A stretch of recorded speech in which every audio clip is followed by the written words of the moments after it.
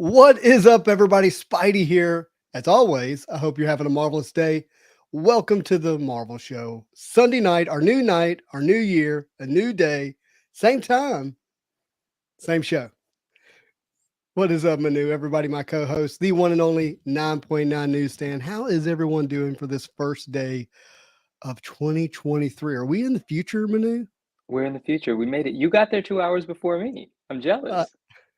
It's yeah, I did. I got there a little bit early, but it's still catching up with me, to be honest. I want to say Happy New Year's to everyone. Happy New Year, New Year's. I don't know, but this thing occurred to me the other day, and it's what I've been saying. Happy Now Here. And it sounds like Happy New Year, but Yeah, what that means to me, a few people I said it to, it hit them right away. The way that it kind of came into my mind, it's just first day of the year, last day of the year, whatever. Happy Now Here, and that's happy kind of what now here. I'm shooting It, for. it works really well. I like it. I like that a Thanks, lot. man. So Thank yeah, you. we got. Speaking of happy now here, JoJo was here first. Hey, We got stacking 9 MMs. How's it going? my man. Happy New Year 2023. He did not put the apostrophe S on there, so Oh that's yeah, cool. yeah. I don't know which way it's supposed to go. I love it both ways.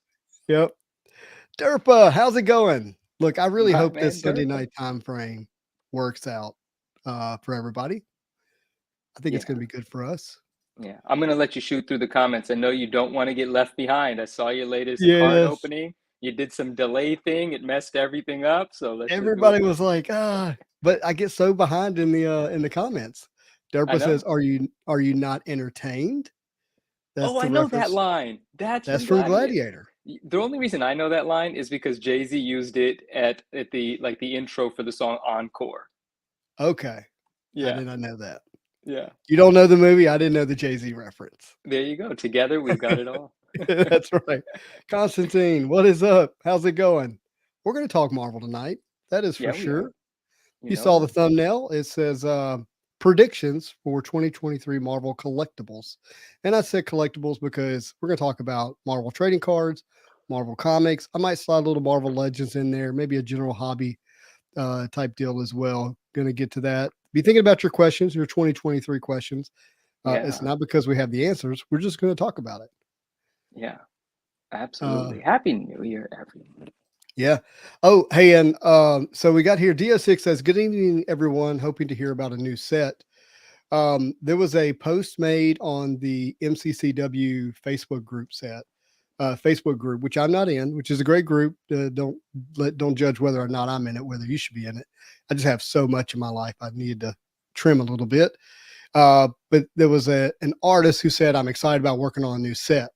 Um, I don't have any news about a new set, although there are plenty of new sets out there. Avengers versus X-Men is probably the one that this person is referring to, but that was an artist who commented on that. So just a Hmm, little clarity there, some hmm. discussion around that. Derpa is hoping that he has the winning Powerball numbers to be able to afford a few boxes of Marvel masterpieces. I Uh, love it, man. I hope you win. I hope you win it all so you have a little bit left over, just a little bit left over. little bit Yeah. left over. That was that's people saw on Instagram. I said, my New Year's resolutions to give up, eating food as much to save money for Marvel masterpieces. The winning the lottery is a much better plan.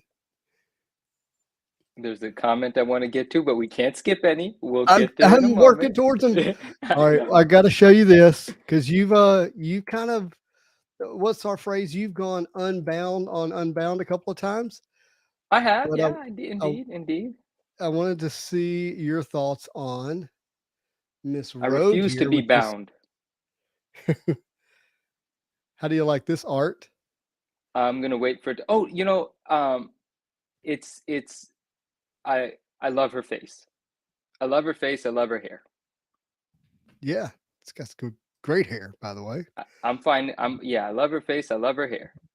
Well, this is Fred Ian said this is in the style of Jim Lee, which is obvious, but they personally said that they went for that look and that style. Think it's awesome. Think she looks great. And you're right, they're knocking the faces out of the park. Looks really really good. Is this the one This that happened tomorrow. tomorrow? Got it. Okay. Oh, Tomorrow, this one. All right. 9 p.m. Pacific Standard Time is when it releases. If everybody will delay for like 2 minutes while I get my packs and then jump on, that would be most excellent. It's not going to happen. Kevin St. Jack. Alonzo, Happy New Year. Oh, what up, Alonzo? Happy New Year. What's going on? JoJo feels justified. Happy belated birthday to the one and only Stacking Gems, Charles Fudge. Or Oh, Fuchs. Fuchs. Sorry. Yeah. Yeah. So Happy my birthday, my grandmother was a man. Fudge, which is spelled with a T. And again, I don't read words. I see them as pictures. So when I see it, I Right. just see Fudge. I got you. Yeah. So I appreciate that. Andrew, how's it going? Look, What's up? Andrew rode with us last week on the show. The last show almost went 7 hours. Man, that was cool. That was really something. and then of course it's a short week because from Tuesday to Sunday because we have the new day. I was like, how do we keep coming up with stuff to talk about? That's the beauty of our community and our friends in the chat. It's like if you're hanging out with your friends, you're Yeah. going to have a conversation. Well, that's true, but imagine if Marvel cards, what we like to talk about here, like had different information every week. Like I was watching some fantasy football stuff this week, and I'm like, man, every week they got the content's created for them. It's a layup. Like what happens with the players, what happens with the stuff. Like for us, it's not. It's much more of a drag. Like it takes longer to develop. But yeah, we're here every week. Yeah. And we were on for 7 hours, and we didn't even get to some of the points that I had to make. I love that. That's so promising for the new year. That's incredible. I mean, was. we're literally having another show in fewer hours, like apart from the last show in length. You know what I mean? Like we went on for 7 hours, and like 3 hours later, we're on again. Like it literally feels like that was yesterday. It's pretty amazing. Now, speaking of fantasy football, I was in 3 leagues, won 2 of them, finished one of them up today. So, oh, nice. Did you win? I won 2 of the 3. Yeah. Oh, you won 2 of the 3. Big money. You're rich. Well, I mean, they were like $50, $75 buy-ins. So it's just fun. One of them was a $450 payout. One of them was a $600 payout. That's not bad at all. I'm happy with it. Trust me. That feels good. Wow, congrats. Armando says, there's wait, the comment. Gangster rapper Justin didn't know the Jay-Z reference. I love it. I love it. I think one thing I did prove last week is I'm not a gangster rapper, but here we are. Hey, your vocals are floating around the internet. The entire better track or for has worse. been clipped. That's so all right. amazing. JoJo says prices for Marvel cards are stupid high. When I was younger, we could get boxes for $50 from Walmart.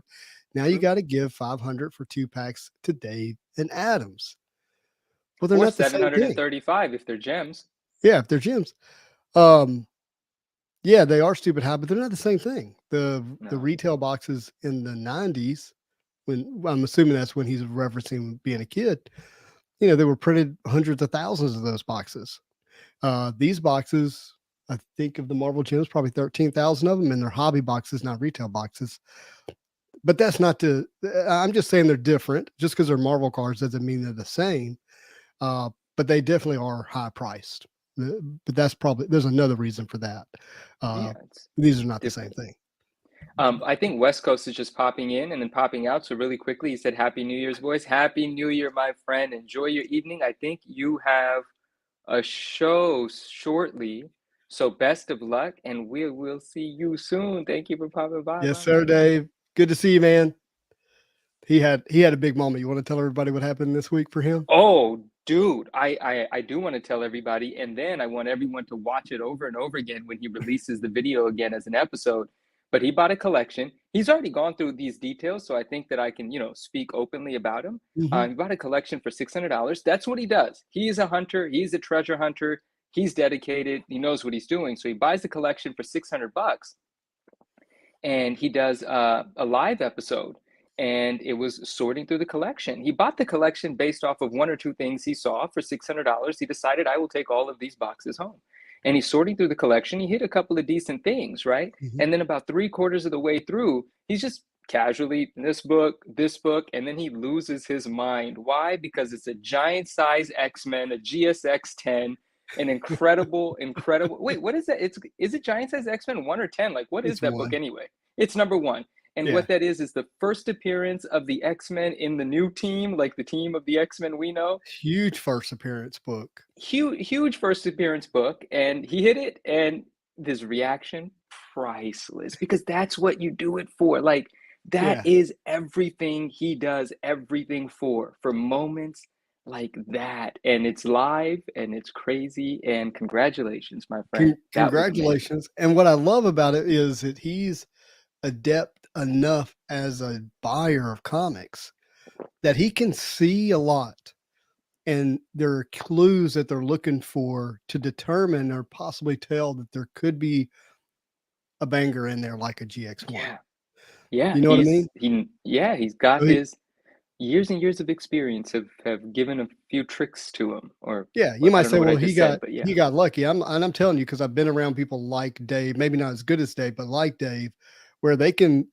look at us like say there's 3 or 4 loan boxes, they can go through a partial loan box or whatever photos the seller's willing to give and go, you know what, this is worth the gamble potentially, Yeah, or yeah. maybe it's not, and he hit it. That's really really incredible. You know, the thing about like saying luck, yeah, right? But then that whole phrase, the phrase is the harder I work, the luckier I seem to get, but also, the more experience you have, the more dedicated, like all of those positive things that you can't do if you don't do them, the luckier you end up getting, It's you interesting know. how that works. I, I love Uh, it. Pancake Analytics, Happy New Year, my friend. Let's see Oh who else yeah, we what's got going here. on? He sent a message the other day, and then I hit him with a bunch of voice notes, and then he ran away. Sometimes that happens when you get a bunch of voice you, notes from me. you, you got to ease your way into the relationship there, Manu. You can't I scare know, them that's the off. first time he even messaged me. He was like, "What the heck? This is moving too fast." Yeah. I wasn't looking for a commitment.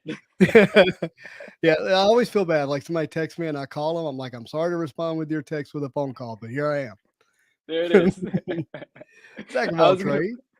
Oh, that's I love that name, by the way. Hello, Zach. Yeah. And my grandmother. Oh man, I miss her. But she always did this joke. I'll see you next year on the last day of the year. Of course. And I was like, oh, so corny, but now I say it nonstop. So I'm pretty sure I read that somewhere yesterday from you, or the day yeah, before, or something like that. Yeah. yeah, that's in honor of my grandmother. So let's see Wait, here. wait. Yo, I know I'm skipping, but I just saw this thing pop up from Fat Belly Gengar. He said, "Can 9.9 wear a crop top for Abercrombie already?" And I'm only highlighting it because it's hilarious. I mean, that is freaking hilarious. Happy New Year, my man. We all wish What you a, would. That would be that's great. funny.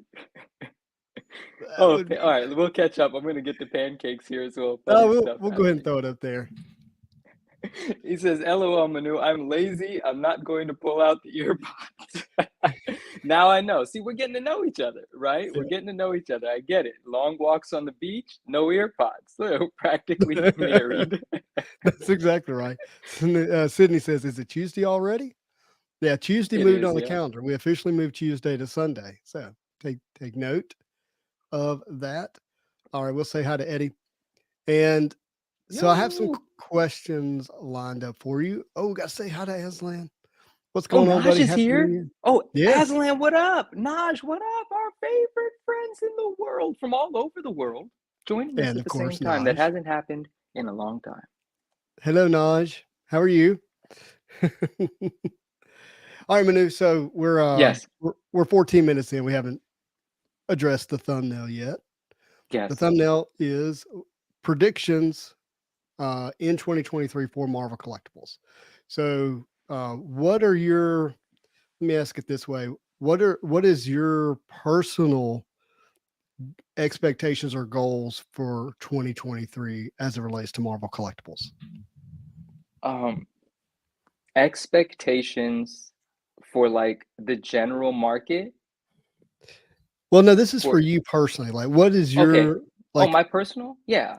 You almost would say it for you. You might say, what is your business strategy for Marvel collectibles into 2023? Does it change any? Do you have any shifts? Do you have any ambitions, goals, plans, anything you're willing to make public?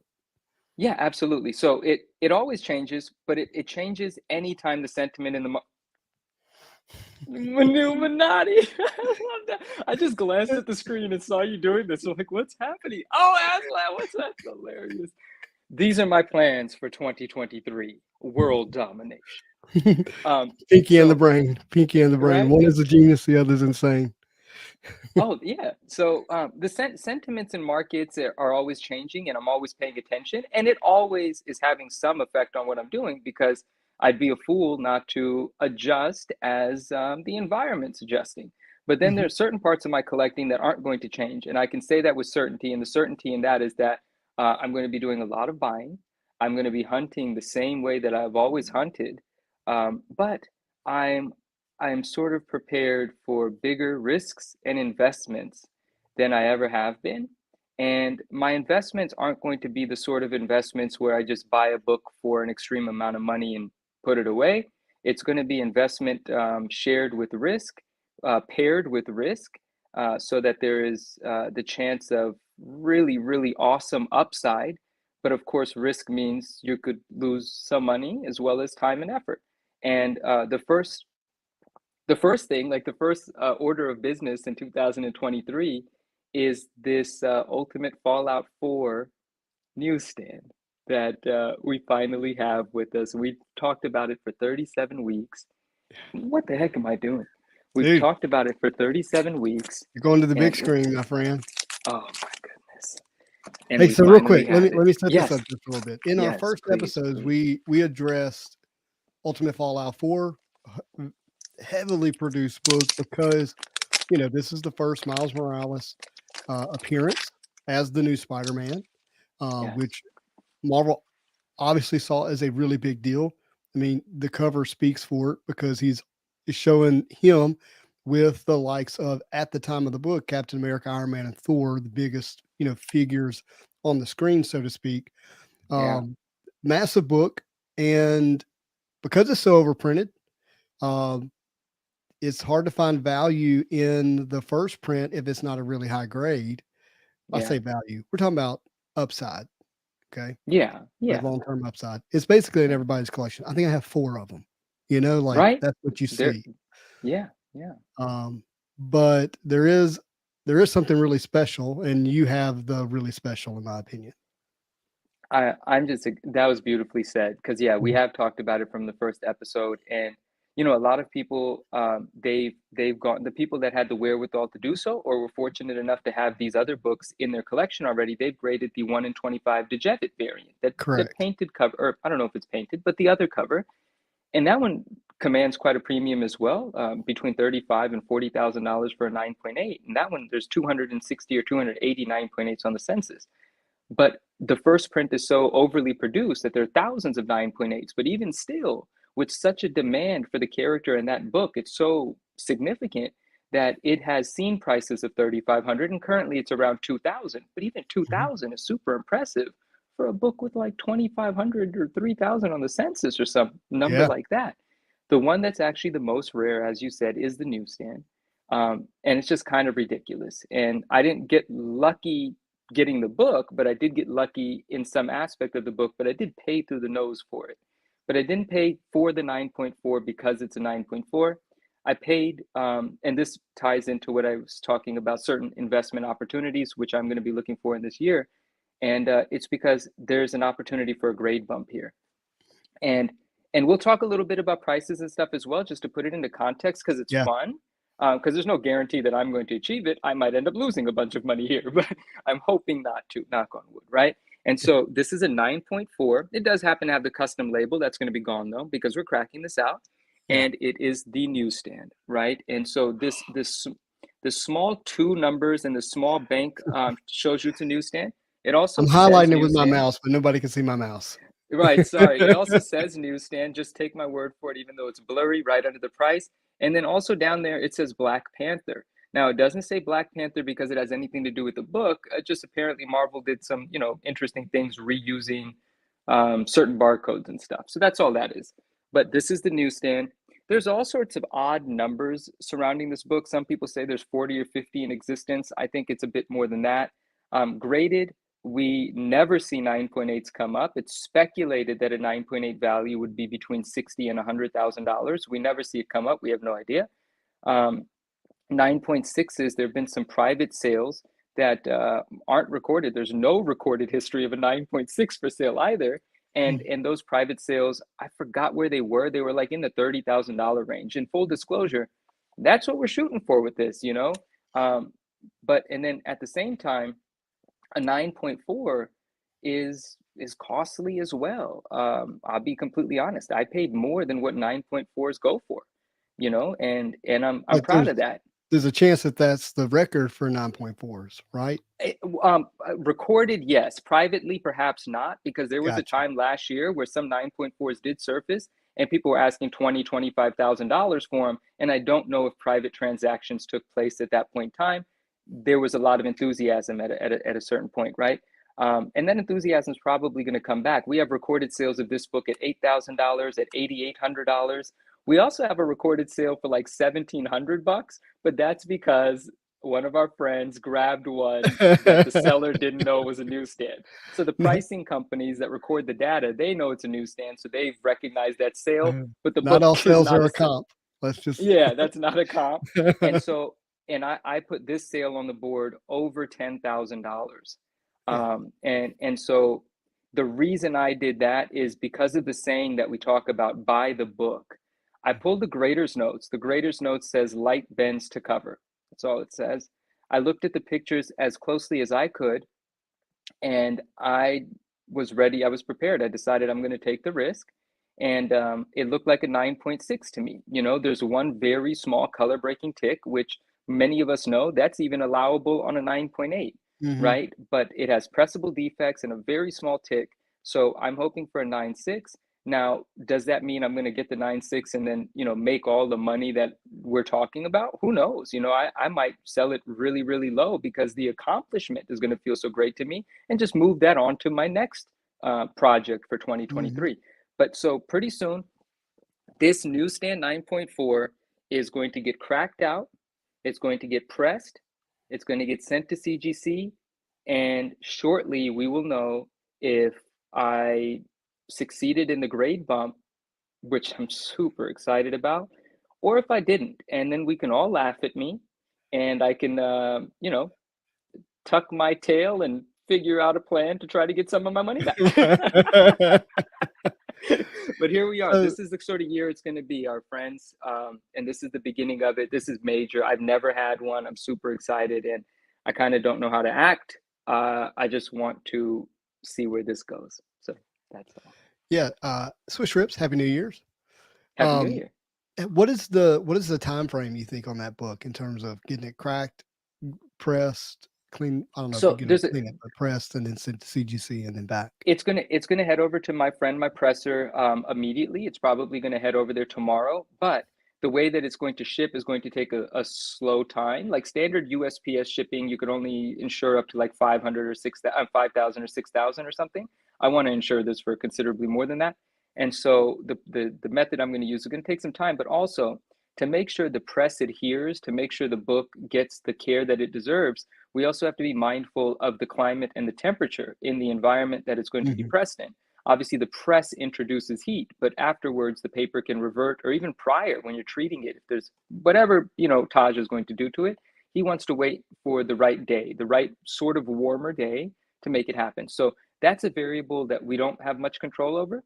But once it's pressed, we'll let it sit for a while, maybe give it another one. But when it gets to CGC, let's just say that's 2 weeks from now. Let's say Mhm. 3 weeks from now max, it's at CGC. So sometime in January to CGC, that's going to be a quick turnaround because I'm going to be submitting it under the Yeah. tier. That's only going to be a couple of days for us to know what's With going that on. value, it's almost always a walkthrough tier. Oh, Is that's that right? true, actually. With the value, with what I'm going to be insuring it for, it's automatically going to fall into the walkthrough, and they'll likely charge me 3% of the assumed value rather than the minimum, which would be 150. And we kind of covered that a week or two ago, so that's good. Yeah. So, you know, before the end of February, we will definitely know, possibly even this month. Yeah. That's Yeah. exciting. Oh, it's kind of crazy. Oh my gosh. I there's so many comments I've missed, but There thank are. you There everybody. are. Really appreciate it. Keith says this is weird, and I think he's saying because we're talking about this on Sunday nights. Oh yeah, it's a little different. It is a little different. Yeah. Thank you, Naj. So I love that you're already displaying what your plans are and expectation is. But you spoke to something. You said, "Hey, I'm going to be a buyer," and Oh yeah. I think that 2023 compared to the last 2.5 years for people who got back into the hobby, which is the vast majority of us. Hmm. Um, I think that even speaks for me and you, right, to some degree. But we don't have people, we don't have as many people who have been around nonstop doing it every day. I think for the people who got in the last 2.5 years, if you have the means and ability, you're gonna have some buying opportunities that have not been available to you with Precisely. with special stuff that you didn't think would float up or pop up. Yeah. Um, I saw an example today. I don't want to give it because I don't know if that person watches the show or not. Mm, hmm, hmm. It was something I went, holy smokes! I have some sense of what it took for that person to accomplish this goal, and now it's all up for sale at once. Like to Ooh, me, okay. Card at stuff, card related. card stuff. Yeah, this is on Hmm. card stuff, and it's not a character I collect. It's a character I appreciate for sure, and would have loved to like hit it in a pack or something like that. But my goodness, how special those cards were, and from a very special set as well. And so I think that in 2023, I know that there's going to be this, 2023 Marvel Masterpieces is coming out. I'll give you some speculation on that in just a second. Yes, But please. and there's going to be a lot of money that's going to want to be funneled into that, and there are going to be people who are going to want to funnel money into that, which means uh, if people's personal economy is going at the scale of the overall economy, which it should, right? That makes sense. Then they're going to want to sell to buy, right? Mm, Going to mm, want to unload some stuff that they maybe bought, or have had yeah. at these higher prices, air quotes, and to be able to get into Marvel Masterpieces 2023, and that's going to create some buying opportunities. I know that not everyone has like cash laying around to buy. I certainly don't have as much as I would like, but if you do, or what you do have, you might want to be very thoughtful about those opportunities that are going to come up likely throughout the rest of this year. We'll get to box prices here in a second. I'll speculate on that with you guys, but so I think this is a great year for people who have the means and ability to buy. Um, you know, it's not that we haven't wanted to be smart with our money previously in 2021, 2022, but there was, a lot of excess access to spending, whatever that means Hmm. for you, and FOMO mixed together, which created buying on platforms like Whatnot, chasing collectibles that we didn't want to miss out on or we were speculating on rather than what we collect. And so I think this year, focus it in, wait for those buying opportunities, and be really thoughtful. Now, Marvel Masterpieces is going to put, I think, a lot of pressure on everyone. We got Off White Tim here saying, "Evening, everyone. Here for the MM talk." I mean, It's this coming. is Oh, what it's people here. are going to want to talk about 2023. So, some interesting news this week for Marvel Masterpieces. Uh, Another set of blanks were sent out to artists with a due date of April. With the due date of And April. okay, another set of blanks sent out with Mhm. the due date of April. Okay, so we can deduce from there that we're not getting it in April. I mean, who knows what will really happen? But using that information to speculate, you would think that we're not going to get it until maybe May. Okay. Okay.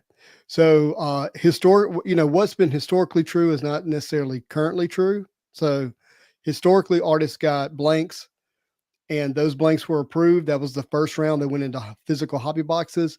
And then they got a second round of blanks. Those blanks were approved and that went into EPAC. And that's typically how we saw that. But we would also see a delay from hobby to EPAC. And we're not quite seeing that delay now. It's much faster from hobby release to EPAC release. So that tells me that I think that we're going to be getting that we won't get the hobby release or physical release is what I should be saying, physical release until May either. And that EPAC will probably be not long after that. What that's going to do should Upper Deck release a sales sheet, which means they're going to release who the artist is and give us images of some of the cards and what the set's going to look like from a structure standpoint, a hit ratio standpoint. That means we would start being able to pre-order. And will we start being able to pre-order as soon as February? I kind of think that's where we're headed. And February to May, February to June, if that lays out that timeline, that's going to give time for the box prices to creep up before we get to EPAC release, which I imagine is what Upper Deck wants. Because, they want a price just below what the physical is at the time of release. Yeah. And they want that price to get up pretty high before then. Like we saw with Spider-Man Metal, physical got up to $700. EPAC was released at $475 a box. Now you can almost get physical boxes for $475. Yeah. And so, if you're able to play the long game here, meaning, buy one or two physical boxes as quickly as you can, as soon as it's released, as best you can, network, teamwork, whatever you got to do there, but back off, let those prices stay down as low as possible. So the EPAC releases as cheap as possible.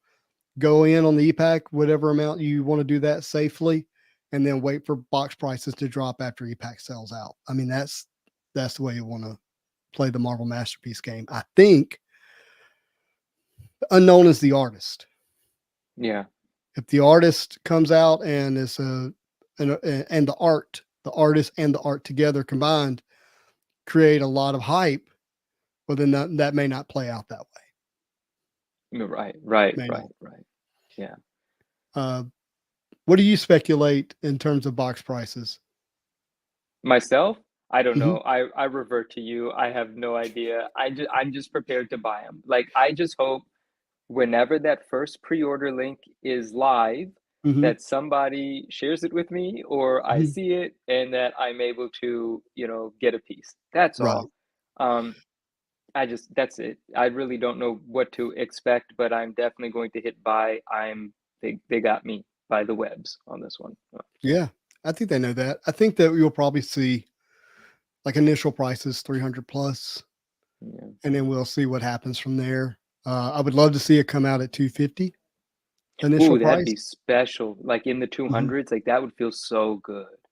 Yeah, it would, but that's where Spider-Man Metal started, And Spider-Man 237. Metal, from Upper Deck's perspective, is not the premium card It's a set. So hundred. why would, It's like close to $100 box, yeah. So yeah, 115, exactly. $120 box. So we better prepare for that $300 to $400 initial. Yeah, Yeah. All exactly. right. Ugh, Uh, ugh. 12 packs per box, 3 cards per pack, 36 cards per box. 36 cards. 36 cards for 4. That's it. I Not still got much. time to change my mind. I don't know if I'm going to be able to change it though. Oh, Yeah, that's it. That is it. hopefully we can bump the grade on this UF4 and sell it before. Oh, I love how you used "we" there. Yes. It's a we thing. We're all a part of this now. You know what? Speaking of that, I wanted to touch on something from our friend Leto. Leto said, I don't have any graded comics, so way out of Mhm. my wheelhouse, but go get it. Now, he means out of his wheelhouse because it's a comic, but at the same time, when I was reading it, I thought maybe someone might think, dang, that's an expensive book. I'm not dealing with that kind of book. Man, I wasn't dealing with that kind of book not too long ago, Right. So the truth is, like, and I've said this before, the first graded book I ever bought was not that long ago. It was 100 something dollars. I thought that was crazy. I was like, I don't know what a graded book is. Let's see what this is. And then, you get yourself to buy $300 or $400 raw books, not knowing what they're going to grade at. It's always scary. It always feels crazy. But then as things start to work out, obviously this weird confidence, the numbers just become just numbers, right? They're not just numbers, but you need to get to that level, or it organically happens through some successes that you just become more confident and you start doing even more wild things. This is the wildest thing I've done so far, so we'll see how Yeah. it goes. I'm excited to see what is wild after this. Right. Speaking of numbers, did you see this? No, what did it close at? We were talking about this. Yeah. Yeah, so we'll cover this quickly. We won't make this the Okay. whole show. Okay. But Golden Auctions Green Spider-Man PMG graded in the BGS 9 Yeah. ended at $99,600. I do not know who bought this. I'll be curious to Okay. see what collection it pops up in. But this is the third 2017 Green Spider-Man PMG to end on golden this year. The other two sales were like 84,000, 86,000, with this being the highest grade. One was the previous sales, I think one was a PSA 8 and one was a BGS 8. So that's crazy. Um, the Harry Sorry, Potter. I got really distracted by a comment. I'm going to get some clarity on that in a second. What were the other closes for this card? What I want to know is how far down are we? Are we flat or is this up? Like, what does this mean for This people that is are here. We'll watching? go through the previous sales. Let me pull them up here. Okay. So what date is this? It doesn't give me the date, or does it? Okay. On October 29th, let me make myself big here. On October 29th, a BGS 8.5 sold for 85,000. See if I can get that. Oh, Adam M, I do have tips. Please remind me if I don't get to that comment. Just pop in the chat again and say, Manu, my comment, because I want to help. I want to answer that question. There we Okay. go. 85,000 after 31 bids, and this was October 29th. October. So this is higher than that. Oh, this was an 8.5. Yeah. The previous one was A5. And then this was August 6th. This was a PSA 8, sold for 82,400. Okay, so sales are great. So 99,000 falls in line with, it's 100 grand. That seems fantastic. Yeah, and I hear people saying Aoki probably bought it, or George Soros. Who's George Soros? Wait, that's the We're rich. not getting into that. Oh, okay. Dang. All right. But it is kind of funny. That's the Amazon guy, isn't it? All right. I think so. I don't know. No, it's not the Amazon guy. Oh, okay. Yeah, I'm not saying what he is. All right, forget it. Yeah. And yeah, so I think Lala funny. Anthony didn't buy it. Lala owns the 10. Grandson probably bought it. Lala owns the only out of 10 that's graded a 10, my friends. It's a lie. It's a lie. So stop. The yeah, I don't know who bought it. Maybe I find out and I'll be able to share it. But yeah, it's kind of crazy. I don't know what that means for the hobby. I don't know that it's actually a reflection of the Marvel card hobby, like where you can say this card is doing this well, so every card should be doing that well. I don't think that's true. But it is interesting that there would be 3 sales of that card that relatively all in the same prices, but maybe somebody's just buying them all up and trying to protect the price. I don't know. Yeah, maybe so. If they own the other 7, it's in their best interest. The others, yeah. Well, we know our buddy Brian still has his. That's true. Yeah. What discipline? There's no way I would have that card. Going into this market, gone so fast. I'd be hunting more newsstand Ultimate Fallout 4s. Yeah.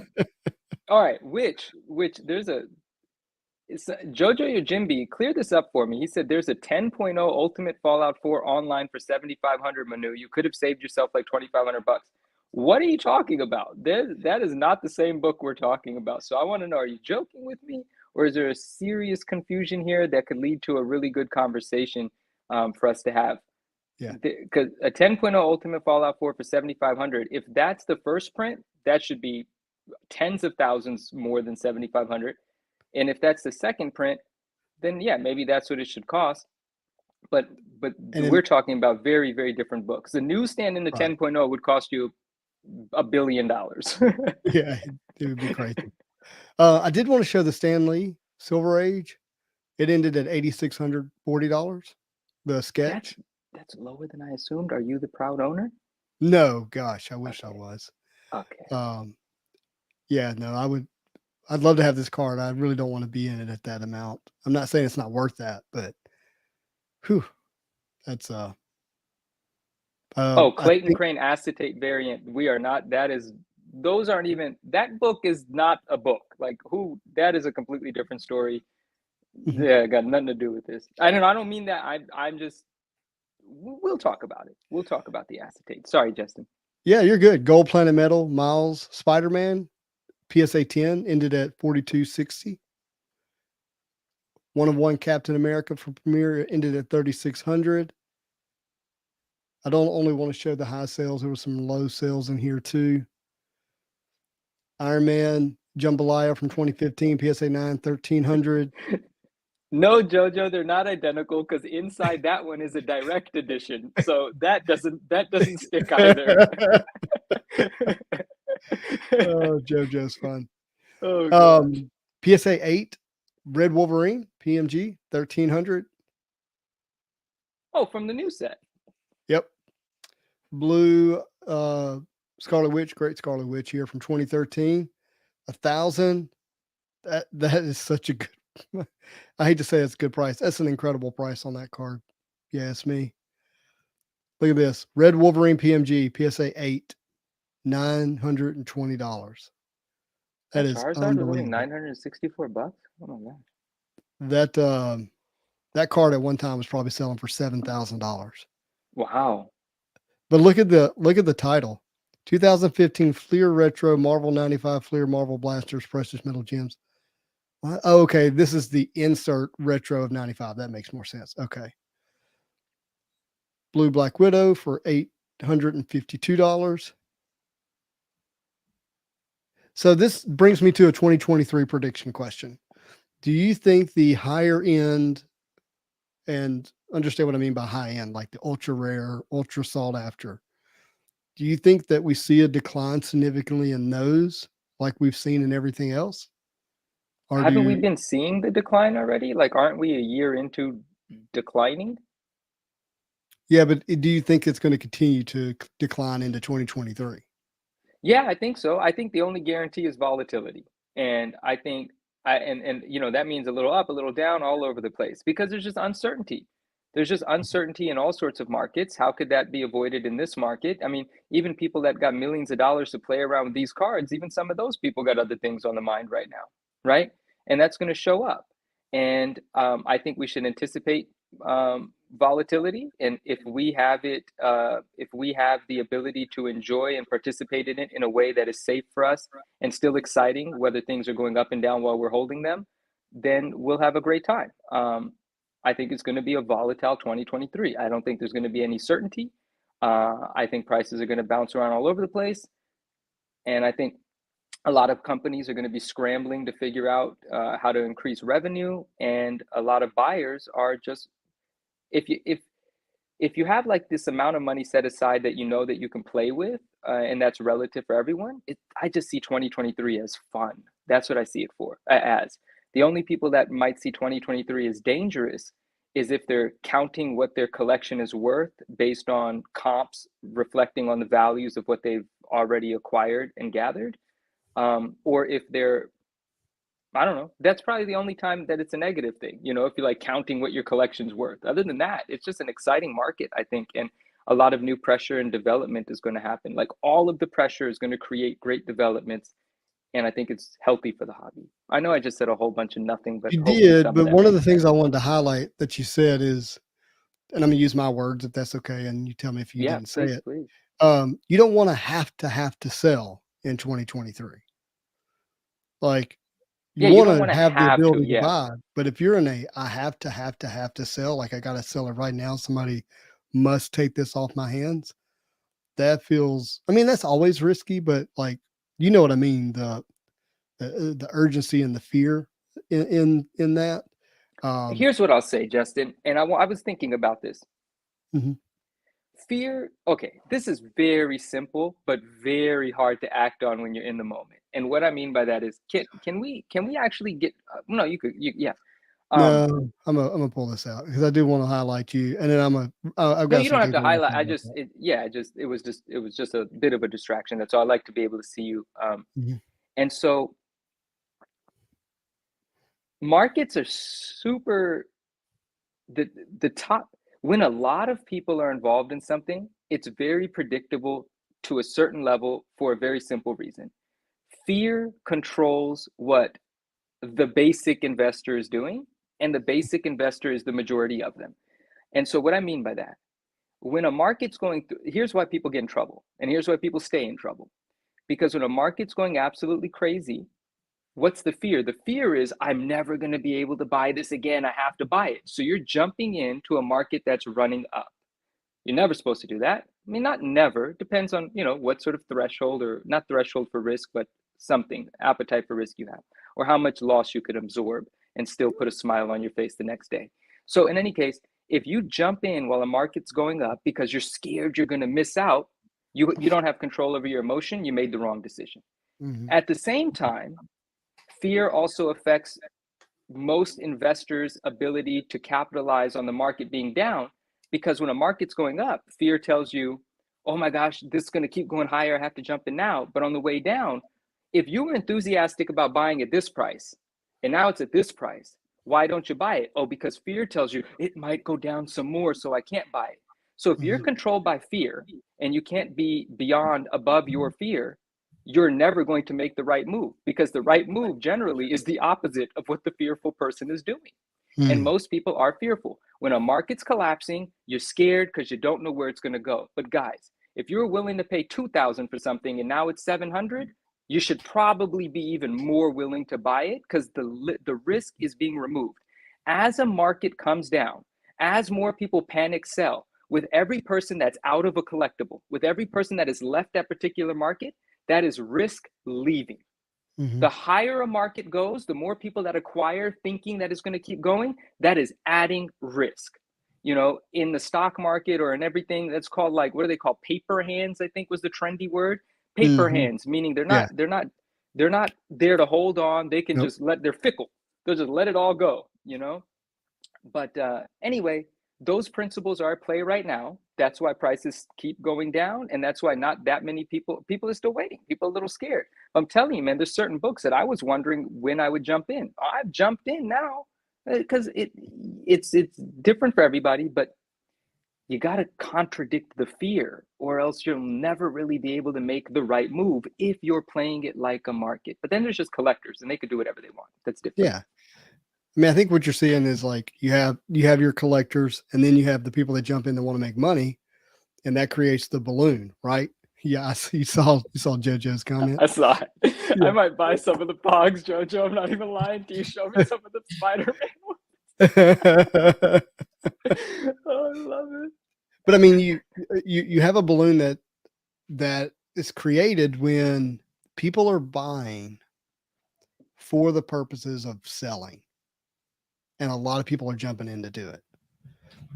When you have a bunch of people running into a space and they're only running into it to sell. That's one thing that for sure you should not be doing right now. You should not be buying thinking you're going to flip quick. Unless you got an No. edge, unless you know what you're doing with a grade bump or something like that, or buying collections like our friend Dave. There is no equity in buying something on the market right now and selling it. Very Mhm. few things you have that arbitrage or whatever. Everything's kind of slowly going down. So, what are you going to sell it at a higher price? How are you going to do that? Unless you're prepared to hold for an indefinite amount of time. So, all right. So, this was going to be my second point, though. Aslan says, depends on whether you're going for short term or long term. And so, I think there's a couple of things to point out about that. Um, Primarily talking about just 2023. So, that's short term, right? But long term, um, you really want to be thinking about who's going to be holding the money in the collectible space in the future of what is the future for you. Are you talking 2 years, 3 years, 5 years? Here's what I mean. We just went through that golden auctions deal. And did you see how many Three Stooges cards there were? It was a ton. I'm like, Okay. who's buying Three Stooges cards? Well, you're the current holder of 70% of the money in the United States is the baby boomer generation, the Three Stooges generation. Well, that money will, to some degree, funnel to the next generation at some point, and then Hmm. what they enjoyed is going to be the things that they're going to want to put money into. And so, thinking about that time frame and buying before that shift happens, but being willing to hold until it does is important. And that's the thing. I just don't know. Uh, I think that's probably fewer people than the majority who have the ability to buy and then wait and then wait. and then wait and then exit if they're doing it to Yeah. exit at a certain time. Yeah. Um, yeah. You're right. You're right. I You're getting and you're getting some agreements here in the chats. Couldn't agree with Manu oh, I more. appreciate it. Thinks the hobby will return to true enthusiast. I want to get back It's to the collector's time now. It is the collector. It's people operating off of heart that do not feel like the market is turned against them, right? Anybody losing money kind of has a bad taste in their mouth. Everyone else is still enjoying what they enjoy, truth be told. Mhm. I agree. When the business of it starts to get a little more difficult to profit from, the purest collector is still enjoying everything they enjoy. They were never concerned with it anyway. Well, one thing that I think is great about this is that the the decision makers know that the potential is there, and so I mean, it's a great time to be a fan of Marvel. Anything, the best movies, the best clothes, the best apparel, the best cards. Not really, but unbelievable amount of comics and storylines. I mean, it's just I can get anything I want with Marvel on it, like literally anything. It's just a really interesting time to be a fan of the Marvel comic book space. Justin, has my internet been compromised or am I Not still even a little bit. You sound great. You look great. fantastic? Fantastic. Andrew, hello. Huff for president. Yes, indeed. All right. So Swami says, this is a great point. In 1999, Pokemon, we saw 1999 Pokemon kids just explode with cash as they hit 30. The kids of the last 15 years since Iron Man will be 30 sooner than later. So this brings an interesting topic up, and it doesn't really feed into the 2023 talk as much, but it's I think useful if you're buying the millennial generation, particularly the Pokemon aspect of that generation, was just a little bit different. And I say that with as much love as possible. That is not negative, like they were bad. That's not what I mean. It was different in that they extended their childhood into their 30s or Hmm. late 20s, meaning they delayed childbearing, marriage, home buying. This is all facts. The data's out there. I'm not just saying something Oh, yeah, hyperbole it's here. different. Yeah. And so the way, most of us, we got into our hobbies in our 40s. We started buying our childhood in our 40s, early 40s, late 30s, early 40s, like historically speaking. That Sure. was accelerated because of COVID. Okay. That was accelerated because of COVID. Think about it this way. Let me Absolutely. back up a little bit. Like my dad's generation, they when he hit 40s, he wanted to buy the car he grew up in and restore it, the Hmm. motorcycle he first rode and restore it. You see what I'm saying? Hmm. That kind of thing. The guns that his dad told him about and buy them and collect them, coins and whatever. And then for us, that's when that was supposed to happen in the normal course of things. Kids are getting older, a little extra money, buying your childhood and your hobby. Well, COVID expedited that, but then the millennial generation, they extended their childhood, but they had money, they had credit, they had access to this stuff, and they had the ability to buy it. And so that was a little out of season, if you ask me. So it's going to be really interesting to see what Pokemon does again in the future. But Swami's point is whatever kids were, you know, 9, 10, 11, 12, 13, and 2009 on, when are they going to hit that season of life where they're buying their childhood? I have a prediction. Late 2023, hard Mhm, to find 90s high grade stuff is going to pop. Personal prediction, mhm. rooted in nothing more than something I felt like saying. But it just it I've seen the enthusiasm hit the rare 90s stuff. I've seen it Yeah. leave, and this might be the market where it gets to organically creep back in because, yesterday's $700 98 newsstand is $150 now. So the floor might be finding itself on some of these things. All right. So Dan has a question that Swami says is interesting here. He says, how are kids supposed to be nostalgic about current Marvel cards when they're basically only for rich adults? Well, they're not going to be Yeah. nostalgic about current Marvel cards. I mean, No, they're not. Yeah. there's literally no memory opportunities outside of a few people who have the ability to access it and then share it with their kids here and there. But that's a small scale. It's not on a large scale like Pokemon or '90s Marvel for us. That's something I'm wanting to combat and change. I want to push the popularity of Marvel cards where that is possible again, but that's not happening. The only possibility I see there is that they have a general love for Marvel because of everything else Marvel, movies and what have you, toys. And if they decide to get into the trading card space, they'll look for Marvel cards. But otherwise, there's no nostalgia there. And that is a crucial element. He's followed that up with maybe you didn't have this up. Then how will the market grow? Same people buying forever is a question. How will the market? Well, the the Marvel card has seen pretty substantial growth considering how big it was in 2020. I mean, you're probably looking at 3 to 5,000 people globally actively collecting Marvel cards. That's probably now 15,000 ish, if I had to guess, actively daily looking at buying, trading, which is still not a lot. Don't get me wrong, but um, uh, but it has grown. How much more will it grow? I think that's totally up to the the the sets that are released and where people can access them in the future. I think that's going to be the main driver there. Even just using my personal YouTube channel as a matrix, the it's not even close the amount of traffic the channel received just because of Spider-Man Metal. It was crazy. I mean, Just in the because, best way. It was yeah, so and I think I exciting. can show this. Let's see here. I can actually use it. Yeah, it's right here. So you can see that middle finger that's being given. Yeah, yeah. That's Spider-Man Metal. I love it. That's Spider-Man middle. And so if there had been other interesting product released a month and a half later or a month later, then that would have continued, but they're not releasing product at that rate.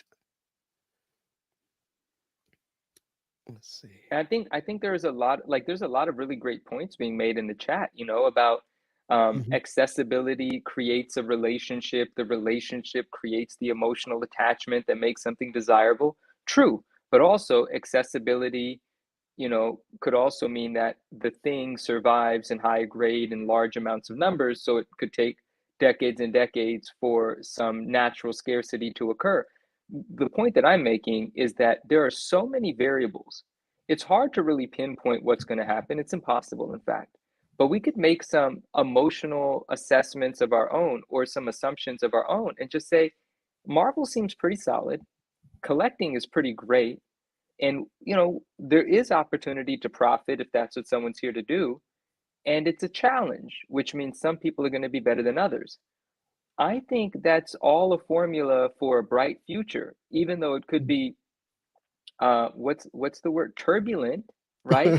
But like, I don't think there's anything good that doesn't go through a turbulent period. Like, what Mhm. just is good with no Yeah, downside I all the think I time? can, and I think I've shared this before on the channel, but having been someone who's been through significant turbulence and from an employment standpoint where jobs were taken out of the country because the economy dropped and had to reinvent myself in a professional space and a career because of that. One of the things that I've really become attracted to, the way my mind kind of interprets a negative situation is to use the gardening term of pruning. Have we talked about that? I don't know if we've talked about pruning, to be honest with you, or Well, in any context. let me set it up for what I mean. So, Yeah. my wife and I get married. When we get married, we have this. We buy a house and we have some rose bushes in the front yard. Long story short, the neighbor who was very old was a master rose gardener. She began to teach my wife at the fence how to grow roses. I come home one day and these bushes in the front of our house are completely gone. There's nothing but like nubs sticking up out of the ground. And I'm like, what in the world happened? So I go in the house and I ask her, I was like, hey, what happened? She goes, well, there was a ton of growth on the bushes, but there was no rose buds. Mhm. There's no buds. So it's plenty of leafy Mm. vegetation, plenty of growth, but no Yeah. fruit, no real fruit. And Wow, the yeah. and the rose buds are very important, obviously. And so she said you couldn't just trim the limbs; you had to like cut it to the stem, to the stump, And start it over again. and it grew rapidly. like it felt like overnight from a visual standpoint, with more rosebuds than ever before. So even though the bushes were smaller, they were producing more. And the idea is this: is when those limbs, when there's so many leaves and they touch the ground, they zap all the nutrients that would Okay. produce the roses, the rose buds. And Mm, that's why you have to cut them back so strongly. And what I learned from that, from a life lesson, was okay, when we get fat, when we get overproduced, there's a lot of growth, but it's overgrowth. We've got to be trimmed, we got to be pruned. It's painful in the moment, but the result of it is actually much better and beneficial for the fruit that is produced. And so we need a pruning. beautiful. The hobby needs a pruning right now. It needs to go through that. And it's getting Uh, one. it's happening. It's happening. And so Yeah. yeah, let it happen and be a part of staying rooted, staying grounded, staying nourished, so that you can be a part of those roses that bloom in the future. Yeah. That's beautiful. Absolutely. And I think, yeah, 2023 is like the hopefully the end of the pruning, right? Well, And that's what. then we'll see. Okay, so this is like coming into the show. That's kind of what I was thinking about. Was all right. I was thinking about what if we were doing this episode in 2022. Going into 2022, we had just seen a red PMG hit 80 something $1,000, which was stupid. Okay. 70,000. No one saw it coming. It was crazy. Um, and it was like, okay, Marvel is having its day in the sun. The future seems pretty bright in terms of, people being excited about Marvel. And I wonder what kind of predictions would have been made that day and how it played out. Well, I didn't make predictions that I can recall anyways back then, but I did make predictions in the housing market, in the real estate market. And just about every prediction I made, which I have some expertise in, did not happen the way I thought it was Oh, going to happen. okay. and and so that has me going, like, we can use all the data, all the talking points, all the information that we have to try to predict what 2023 is going to be like, and it's still probably going to hit us in the face at some point. Which is why, since we don't know, it's so important to just do what is not a win or a lose for you, or not a lose for you. Like Mhm. it has to be so personal. You remember what Jake said, which was so nice? Like Jake was like, Jake from Pokenomics, he said, a financial advisor is tailoring a financial investment plan for you, for your Mhm. goals, for the amount of money you have, for the timeline that you're considering for your purposes. So Right. it doesn't matter what I say or you say or anyone says about what's going to possibly happen with the market. At the end of the day, in this sort of thing, only an individual can design a plan that works for Mhm. the individual. And with uncertainty, you have to design a plan that takes into consideration how much you can afford to lose. You Right. just have to. And if you don't lose it, well, then you won. But if you lost it, if you designed it in a way that doesn't ruin your life, you still won because you were Mhm. prepared for the worst.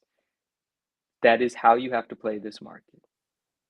Yeah, I think that I just think it's going to be interesting because it seems, and it maybe 2022 isn't doesn't give us insight on how 2023 may work out, but all the prognosticators, right, the people who get paid for a living to predict, have access to the data, the education to read the information, they were wrong. They were wrong for the most part. Example, with interest rates, we were predicting like a high of like 4.5, 4.75. It Hmm. literally has gotten into the eights. Okay. So you Yeah. couldn't be Wow. more wrong. Right. You see what I'm saying? Yeah, because that was twice wrong already. Twice wrong. I mean, you couldn't be more wrong. Yeah. And so going into this year, I think most everyone they all have the same talking points for the most part. It's going to be a tough year. It's It's going to be a gonna be a rough tough year. year. And It's so gonna I be tough. just, yeah, it's just going to be interesting to see how it actually plays out, though. But I'm staying in there. I'm getting dirty, and I'm having a good time. Mhm. and I hope not to lose a bunch of money. All right, what we got so many comments here. Goodness gracious. Adam, Let's if you're with us, let me know and I'll answer your question. But if you're not here, I'll save it for next week. But let me know if you're with us, please. all right. Um, let's see. Leto. I wonder if it's more about growth and nostalgia for the characters which grow into all forms of Marvel collections. Definitely a huge part of it. Adam is here. Okay, so in a moment, I want to address one of Adam's earlier Yeah, questions. so well, I mean, collecting Marvel is not I mean, that's been around now for how many generations? Yeah. Uh, uh, so That's not going away. yeah, it's not going anywhere. I mean, as far as I can tell. Um, yeah, I don't see it going anywhere. And Um, there's so Adam had a question. It's quite a bit up, so I yeah, don't you assume go that it's ahead. going to be easy to find, but I'm going to read it.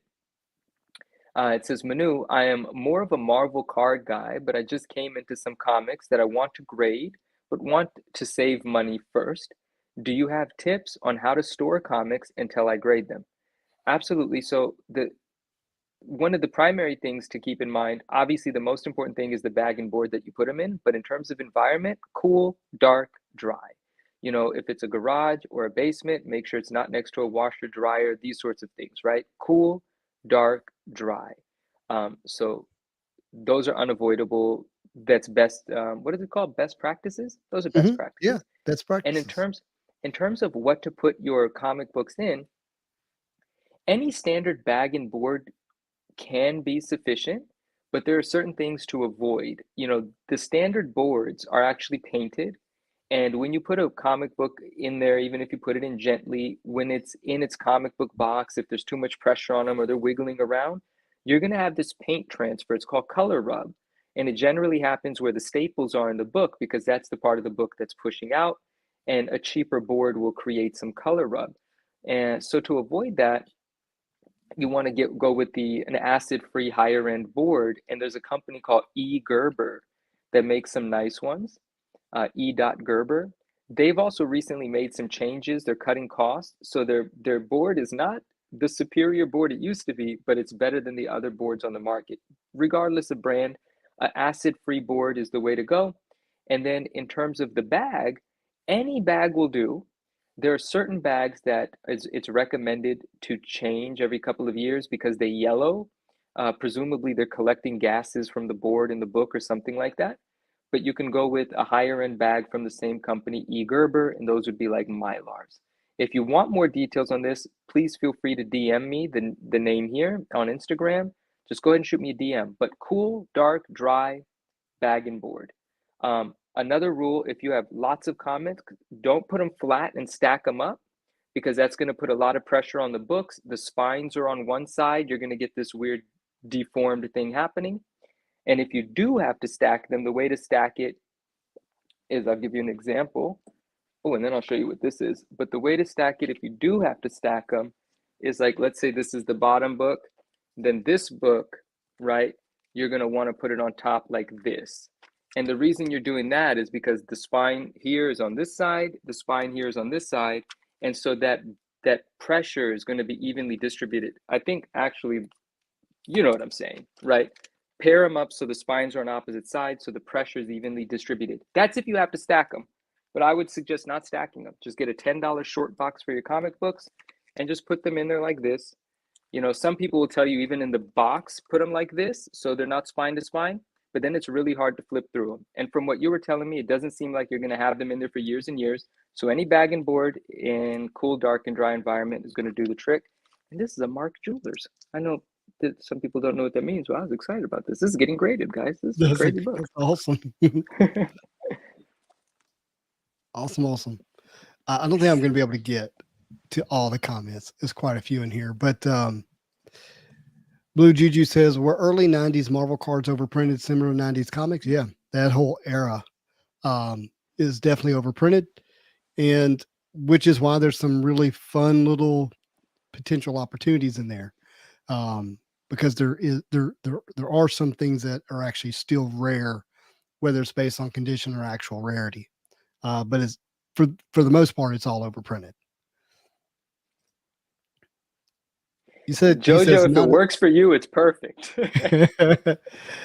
um, First of all, shout out to the year anniversary of transitory inflation. Yeah, I still don't know what the word transitory means, but I know that it didn't play out in the way that people kept using the word Mm, transitory. no. I still don't know what it means, though. I just know that they were wrong about it. Derpa says, my friend is a real estate appraiser, and before rates went up, they were having to turn down jobs, but now he's having to do 2 other jobs to make ends meet. Housing market is rough right now.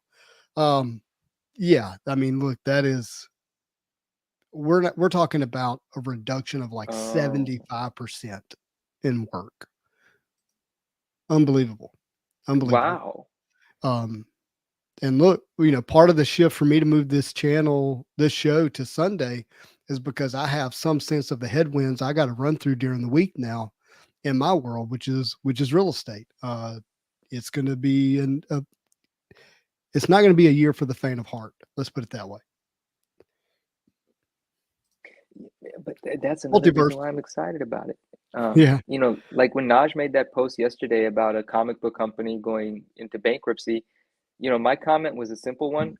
My comment was a simple one because there was only one thought that occurred to me. It's tough times make better businesses. That's it. Hmm. Any new business starting in a tough time, well, they're going to be better from the beginning because they're not spoiled by the economy at the moment. And then anyone that's restructuring is going to become more efficient unless they're completely incompetent. Like that's the benefit of the restructure. And I think tough times make the cream rise to the top, and then all of that fluffy stuff that's only around when the market's good, it all leaves, and that's really great for the market. That's the I'm pruning. It's the pruning, and even for someone like me, I mean, I'm committed to being an intentional purpose a person. Excuse me, an intentional purpose person. Good Lord, I could say that better. I'm committed to being an intentional person. Part of the reason I started pouring myself into this channel is because my real job was so easy. Because it was so Mm, easy in real estate. It was just wake up and it was there, go to work. There wasn't anything to yeah. really build and fight for because it was busy. It was always Yeah. busy. Mm, Um, and I was like, you know what? I gotta have something else to put those juices into, and that became the channel here. I have some sense of that. I've known that's not a new thought for me. I've been aware of that. yeah. Do you Yeah. think? Sorry, Multiverse Collectibles says, do you think 5 to 10 years from now, Marvel PMG high end collectors will regret buying so much high end Marvel if Upper Deck loses the license to produce PMGs? I actually think the opposite is true. I think they would be happy to see less PMGs produced. Um, if you stop producing those cards, I think that, for people who value that brand, the PMG brand will only be able to go to what then becomes a definite amount of the population to buy, and that would actually help prices. I think we already see that in the sports PMGs. Again, I'm not a sports card collector, so I'm out of my depth. But what I understand is those cards are still very desirable and they sell for a lot of money. And I think part of that is because you can't get it again. You can only go back in time to buy it. Yeah. I kind of am with you on that. I think Upper Deck no longer producing PMGs has a better shot of increasing the desirability of a PMG than the opposite. Symbiotically, what's going on? He says also making 1 million exclusives for books that aren't selling doesn't help. It does not. And that is what you do. That's what these businesses were doing when they couldn't not sell something. When everyone's just buying everything. I say that with a condescending tone, but I shouldn't. Just generally, the market was so sweet 2 years ago that everyone was buying everything, and companies Mhm. got used to producing everything, and there was always someone to buy it. And but you have to change with the times. Like read the room. That's not what it is anymore. Yeah. So what happens is then you become gimmicky because now you got to Hmm. stand out amongst a lot of competition, right? Yeah. And so you Oh create gimmick, yeah.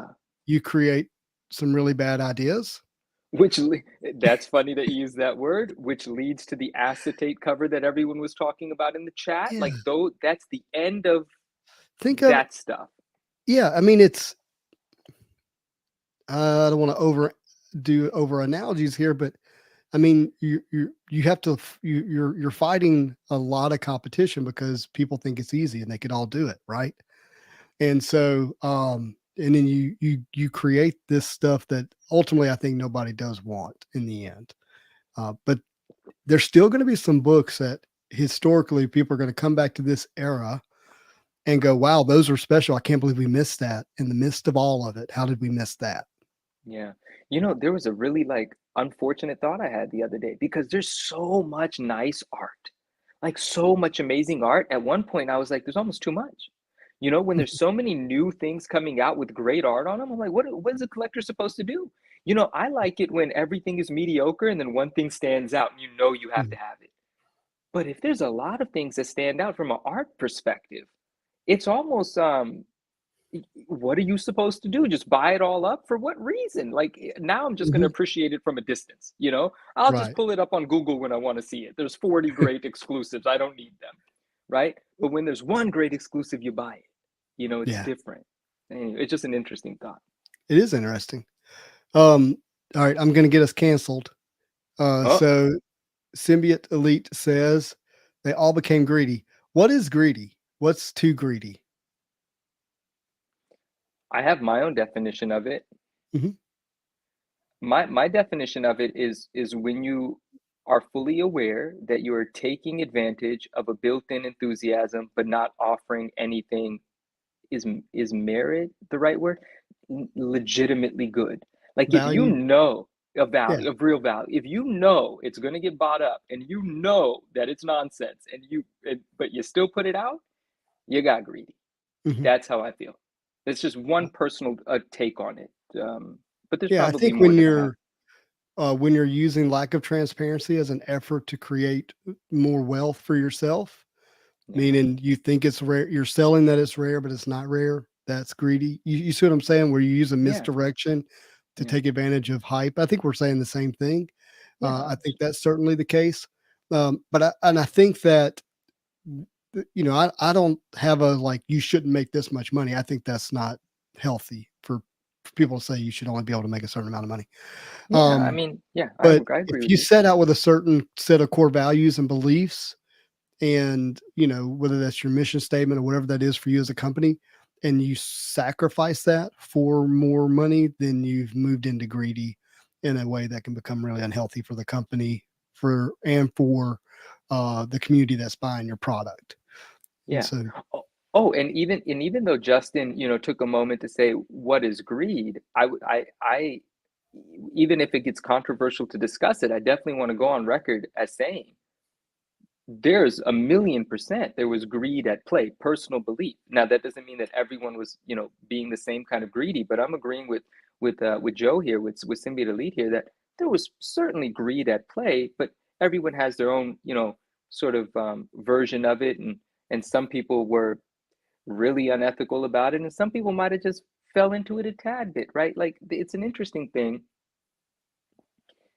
If you raise the prices on something and it continues to sell, is that greed or is that you just doing what's in the best interest of your business, like you're saying, right? If people are willing to buy and you're providing what they're willing to pay for and your price increases don't stop them, sure, you might be getting a little greedy, but then what about the accountability on the other side, right? Um, and we certainly saw some greed, but a lot of times when the greed came into play, it smacked them right back in the face. The greed didn't really go over too well in certain situations that we saw. yeah, The like they didn't Acetate actually make cover it. as an They didn't example. actually make a lot of money either. Yeah, and they had to deal with the backlash of it because it was too apparent. It was like, oh, guys, that's just Mhm. obviously you're trying to steal from us, sort of thing. So greed is definitely at play. We have to be careful who we trust and who we don't, and kind of read the writing on the wall. But I just wanted to say, Joe, it definitely it's nuanced, but I certainly agree with you.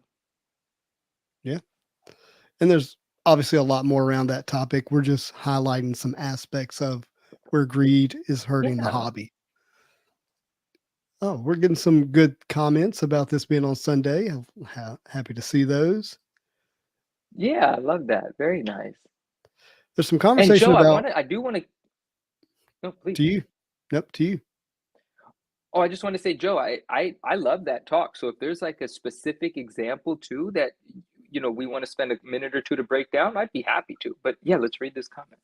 Um, Derpa is responding to Aslan with the money Fanatics has, like a C tops or other imprint of theirs taking over the Marvel license. Fanatics owns Tops, so that's the same Yeah. thing. But Fanatics is in the conversation, I would imagine, to take over the Marvel license to some degree. I think we covered this in like hour 5 last week, hour 6 last week, but it's going to be interesting to see what happens with the Marvel license. I really don't want to go into that conversation too much tonight. Man, greedy is such an interesting word. Like I'm reading the comments and I'm thinking about it. Like when do you separate, capitalism from greed? It's so interesting. It's so Our dear fascinating. friend says, "I am greed." LOL. Yeah, maybe we all are. Like, I don't know. Is your desire to provide for your family in some way influencing a greedy behavior in It's the work life? Like, I don't know. it's like the word. To me, it's one of those things where if I'm having a conversation with, and I can't do this, my brain will just explode because I want to individualize my response for each individual person listening and who would Mm, listen. yeah. Which is, what do you mean by greed? Like, if I ask you to define what is successful, what does it mean to be successful? It's so personal. It's Some so people it's a dollar sign, some people has nothing to do with money. has nothing to do with money, and life moves. Like, there's movement to life. It doesn't stop. It's not stagnant. So success isn't something you can even know that you have in the moment. You look back and you go, wow, that was the best moment of my life. And I didn't realize it at the time. Like that, me losing that job was the best thing that ever happened to me. I'm talking about me personally. Yeah, You see what yeah, I'm yeah. saying? Yeah, And so, like, absolutely. with greed, like, what do we mean by greed? Like, there's so much attached to it that people have all of their experience, all their memories, all their thoughts is attached to what they have their thoughts about that word. That for me to make a flippant statement about, well, greed is good, like the movie does, Yeah, just wrecks so much. And we're not even talking about the same thing. If I say right. me using all my time, talents, and efforts to maximize the gifts and abilities that I have to provide for my family, to build a future, and to be able to give at an extraordinary level, to some people that would be greed. And some people say, no, you're living life to the absolute fullest. You're not sitting on the Yeah. sidelines. Yeah. No, So, yeah. Wow. Specific scenarios are very important. Like you said, you'd want to individualize your mhm, commentary, and that's difficult to do. But you can always like pull like a situation. Like for instance, say I've been in this situation several times. I've got a book that nobody else has, and I'm now in communication with someone that wants the book. So now it's about pricing the book. Well, that someone can't get it anywhere else, and I know where I'm profitable. How profitable do I want to be? At what point am I taking advantage of the situation, not in the ambitious sort of way, but like greed? And I actually do have a meter for that. My mhm, meter, and I'm usually pretty open with whomever I'm dealing with. I'm usually like, hey, man, like, I feel like you would probably pay X, but I would feel bad if I sold it to you for X, knowing that I'm the only person you could get it to. And what if another one materializes and it's X minus some? And I have to ask them, how would you feel if you paid me 10,000 and then a month later one sells for 7,500? Where does that put you? Because mhm. that's going to help me understand how I'm supposed to value this book. And so I think for me to combat that scenario, I have to be fully transparent and let the decision be made with both parties. I mean, I'm going to want to make money, but I don't want to just lie to someone and be like, I think this is worth 1 billion, but I'll give it to you for 500 million, just pulling Yeah, numbers out of my rear end because I'm the only one with the item. There's an right. interest. You have to monitor yourself there. You have to be able to sleep at Yeah. night with the decisions you make in that situation. The guardrails for me, and I've mentioned this before, I think it's important to Integrity, mention Brittany. here, Thank you so much. That's the word. Yes. Thank you. Yeah. is what if I was selling to myself? If I was selling to myself, what price would I want to be at? Yeah. So, and if I was buying, how What would I price would treat I? well, Yeah. how would I treat that person? So, I Yeah. mean, this is, treat thy neighbor as thyself. I mean, I didn't make this up. Okay. I think you've heard it before. We call it the Yeah, golden absolutely. rule, right? Yeah. Mhm. But yeah, so that's that. And then the second part is this, and I've used this analogy before. You can skin a sheep once, but you can shear it over and over again. So Ooh, so don't skin people. dang, Don't that take them is. for everything You can skin a sheep once, but you once. can shear it over and it will never stop Hey, providing. hey, I'm selling you this thing, but actually what I'm really after is a relationship. That's how you develop a relationship that is beneficial Yeah. forever, both I want it to be sides. healthy. Like I need this and you want this, right? Like Yeah, I need I need to shear you because I want to make this clothes to stay warm. You yeah, need it because that's what you were designed to do. Like yeah. you need to regrow. And so like I need this, you want this. How can we do this in such a fair way that I can come back again and that you'll do business again? And that's our goal. If we're going to Yeah. do business with someone, I'm I want the person to be incredibly happy. I want when I'm not around for them to say something nice about me. Selfishly, that's what I want. I want Right. them to say I did business with Manu. You can do business with Manu. Come on, I Yeah. need that. That's valuable to me. Right. So, I'm not out here trying to skin people or sheep or Yeah. All whatever. right. I want to get to from the bench because I Yes, relate please. to what he is saying. He says I hear Yeah. this greed thing all the time because I'm in real estate. Every time prices go up, it's greedy sellers. Meanwhile, Mhm. people are willing to pay the prices. So back when I was selling real estate, I sold real estate for 7 years as a real estate agent. I would always hear people say things like this, man, let's say they're a seller. Okay. I'm really praying that we can sell it for the highest price possible. This would be a real blessing for our family. And then I'm showing the house, and the buyer's like, "Oh, we're really looking for a good deal. I'm really praying that this is going to work out. We're going to get as cheap as possible." I'm like, "All right, well, I hope the Lord can handle both those requests at the same time, you know." Yeah, yeah, yeah. And of course, I think He can. But I would say, "Hey, look, like the seller wants as much as possible. You want it as cheap as possible. Really, don't you just really want to be fair? Don't you just really want to be fair? Like, because one day you're going to be the seller, and how are you going to Yeah, want your buyers to treat you when you right, get ready to sell one day? You want to have right. to sell it as cheap as possible? No, just be fair. If you'll be fair and you'll leave the house better than you found it, there's a little bit of timing involved, but sell it at a decent time, like you're going to be okay. You're going to be fine. But if you come in trying to be greedy, right? Get them to give it Yeah. away or try to make as much as possible, like that can be really difficult. Um, but it's interesting though. I'm going to offend some people, and I'm going to go ahead and Mm. ask for forgiveness. But a lot of times, the people that are like, "Here, no, don't do greed, don't do greed." When it comes time for them to sell, they want the highest price possible. It's Just call natural. it I out. mean, yeah, it's natural.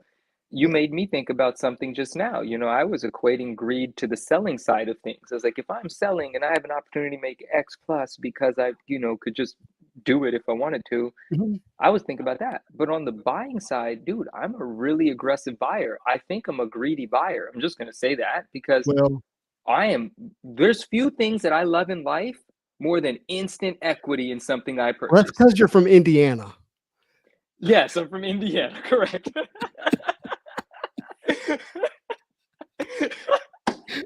That was good. It's the truth, yeah. It is a Man, truth, oh but gosh. there's a proverb that I remind myself of all the time. It says, "Bad, bad," says the buyer, and then goes away bragging about what a good deal he got. The buyer's like, you can't pay me to take that. I don't want that. That's trash, Yeah, right? yeah, yeah, All the while trying to get the price down. And yeah. then after they buy it, they're like, "Ooh, look how cheap I got this. I got a great deal." And then when I get ready to sell it, it's going to be the best thing ever. That's greed. That is greed? Gosh, I'm greedy. But to tell people it's not anything worth having. No, well, there's an ethical way to do it. You have to preserve your integrity. And I'll be straight up with everybody here. I never bash an item to buy it, but I do let people know you can sell it to anyone you want if you're Mhm. willing to put in the time to find that buyer. But if you're going to sell it to me, I am going to press send payment immediately if you agree to this price. That's the advantage of dealing with me, or you go put in Right. the work and find the buyer. That's not greed. It's up to them to sell it to me or not. Yeah. Yeah. Okay. I'm I I'm mean, good. look, I'm have a great good. stiff arm. You need a good, am I in the camera? Yeah. Bam. You need a good stiff arm. Well, someone says, that's not any good. We'll go, okay, good. It's not for you. Yeah, and that's fine. That's a win on both sides because everyone should be happy. You have to be comfortable doing business with who you're doing But, business with. but if someone comes in and says, hey, look, I'm a buyer to sell. And for me to be able to be in a position where I can sell this at a fair price later on down the road, I got to be in at this price. Like, are you there? If you're there, great. If you're not, great. I'm glad we figured it out. Yeah. I love negotiating. I love this whole thing. I love combating greed. I love dealing with it and having to use All my right. own meter to decide. Let's You know I love this stuff. let's do some negotiating stuff. Okay. Oh This gosh. is what I teach in negotiating. Don't make You're me sell you a pencil or a pen or no, something. I'm not. Oh gosh. How many Oh wait, times we got to that's see that skit? sorry. Okay. Okay, yeah. I I tell gotta people know what they're talking about. We're gonna get to it. we'll get to it. Your first offer is not to buy the item. It's to buy information. Love it. It's to buy information. So what do I mean by that? Well, if you go in too low, there's no goodwill or good faith in the offer. And it communicates to the seller, hey, you're not even in the same ballpark. We're not in the game together. You already have a known, which is my price in most cases, right? We're talking about something that's listed at a fixed price. So there's something that's already known. You're trying to get something that's not known. You're trying to get information. And so you want to offer at a price that's fair enough that they'll give you something they haven't given to anybody else, which is the real price they'll accept, right?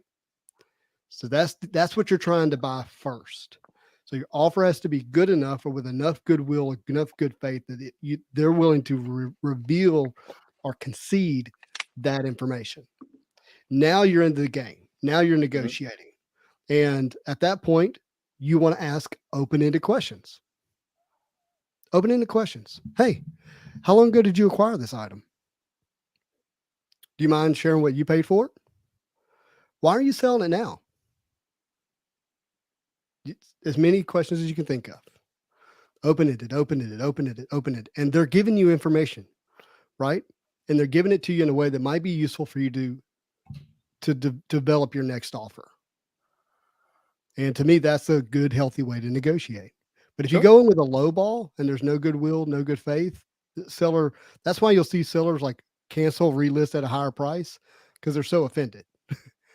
No, the cancel. Oh, that's yeah. The cancel relisted. Anyway, yes, I Yeah. understand what you're saying. Anyways, go ahead. Yeah. Um, that's funny because I'm a low baller. And someone here said, "Don't be cheap." I'm sorry, I can't change now. He's But from Indiana. He can't help it. yeah, man. Um, and so I like to lowball. I just do. And if someone gives me the cold shoulder, Define low ball what for me, please, because I have a definition in my head. I'm curious if it's yours. I mean, I mean, it's all circumstantial. If someone's listing an item for 300 and I'm coming in at 150, that depends on so many things. Is the item he or she listing for 300 previously sold at 300, or is it listed at 300 previously sold at 225? Is he priced too high? Is my 150 competitive with the last comp? It's nuanced. Lowball Mhm. meaning is sometimes I'll offer half of what someone's asking, sometimes even a quarter. It just depends on how absurd the asking price was to begin with. It's all Right. circumstantial. I come across so many different scenarios just in one day, right? But what's funny to me, and I get it, it's because certain people are so jaded by low balls and they don't know who I am or what sort of low baller I am. Where just because I started way down here doesn't mean we can't come to a price. Mhm. But you're right. Sometimes someone that comes in too low just gets dismissed as not serious because most often that's what it is. But what's actually really interesting to me and kind of lazy on a seller's part and misses out on opportunities because it's lost me as a buyer before, is if someone does lowball you and you have the ability to counter, declining is just something that you would do if you're just had it up to here with lowballs. And I get it. You're just like, I don't want to deal with this person. Me, lowball me. Friends, lowball me. Because I'd rather start the conversation than not have it at all. Yeah. I don't care. Lowball me so I can counter you. And if we can't come to an agreement, we won't. But I'm not going to just flounder or I'm not going to lose any opportunity. It's still an opportunity. So when a seller just declines a lowball, Mhm. I don't know. That's a missed opportunity to me, I think. Well, okay. So, in fairness, my negotiation conversation was a general. Yeah, You're of being course. very specific. I It sounds always like do. eBay. Well, yeah, but not even just eBay, like sometimes you'll have a conversation with somebody and they'll just, well, actually, no, eBay. Yes. Okay. Well, and Yes. here's why, because something I like to say, I'm full of statements today. Uh, price sells everything. Jojo Price, Yajimbi, that's a start. Hey, yeah, let's get the bidding going. Okay. so price sells everything. Jojo Yajimbi is not buying newsstands, right?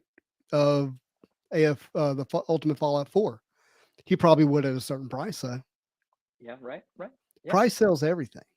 Price And sells so I everything. think that if you have to sell, it's a little bit different. But if you're making offers not because you want the item as a collectible, but you're wanting it because you're building a business, you're building inventory to sell for the future, then you're really not trying to buy the item. You're trying to see if you can get it at a price that moves the needle for you.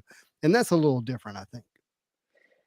Rivalry says his pet peeve is what's your lowest price to sell? And I agree. That's pretty irritating. One of my pet peeves is when I'd like to buy something from someone. And by the way, I've navigated these pet peeves and came out, fine on the other end. Like there's just a little fun annoyances every now and then.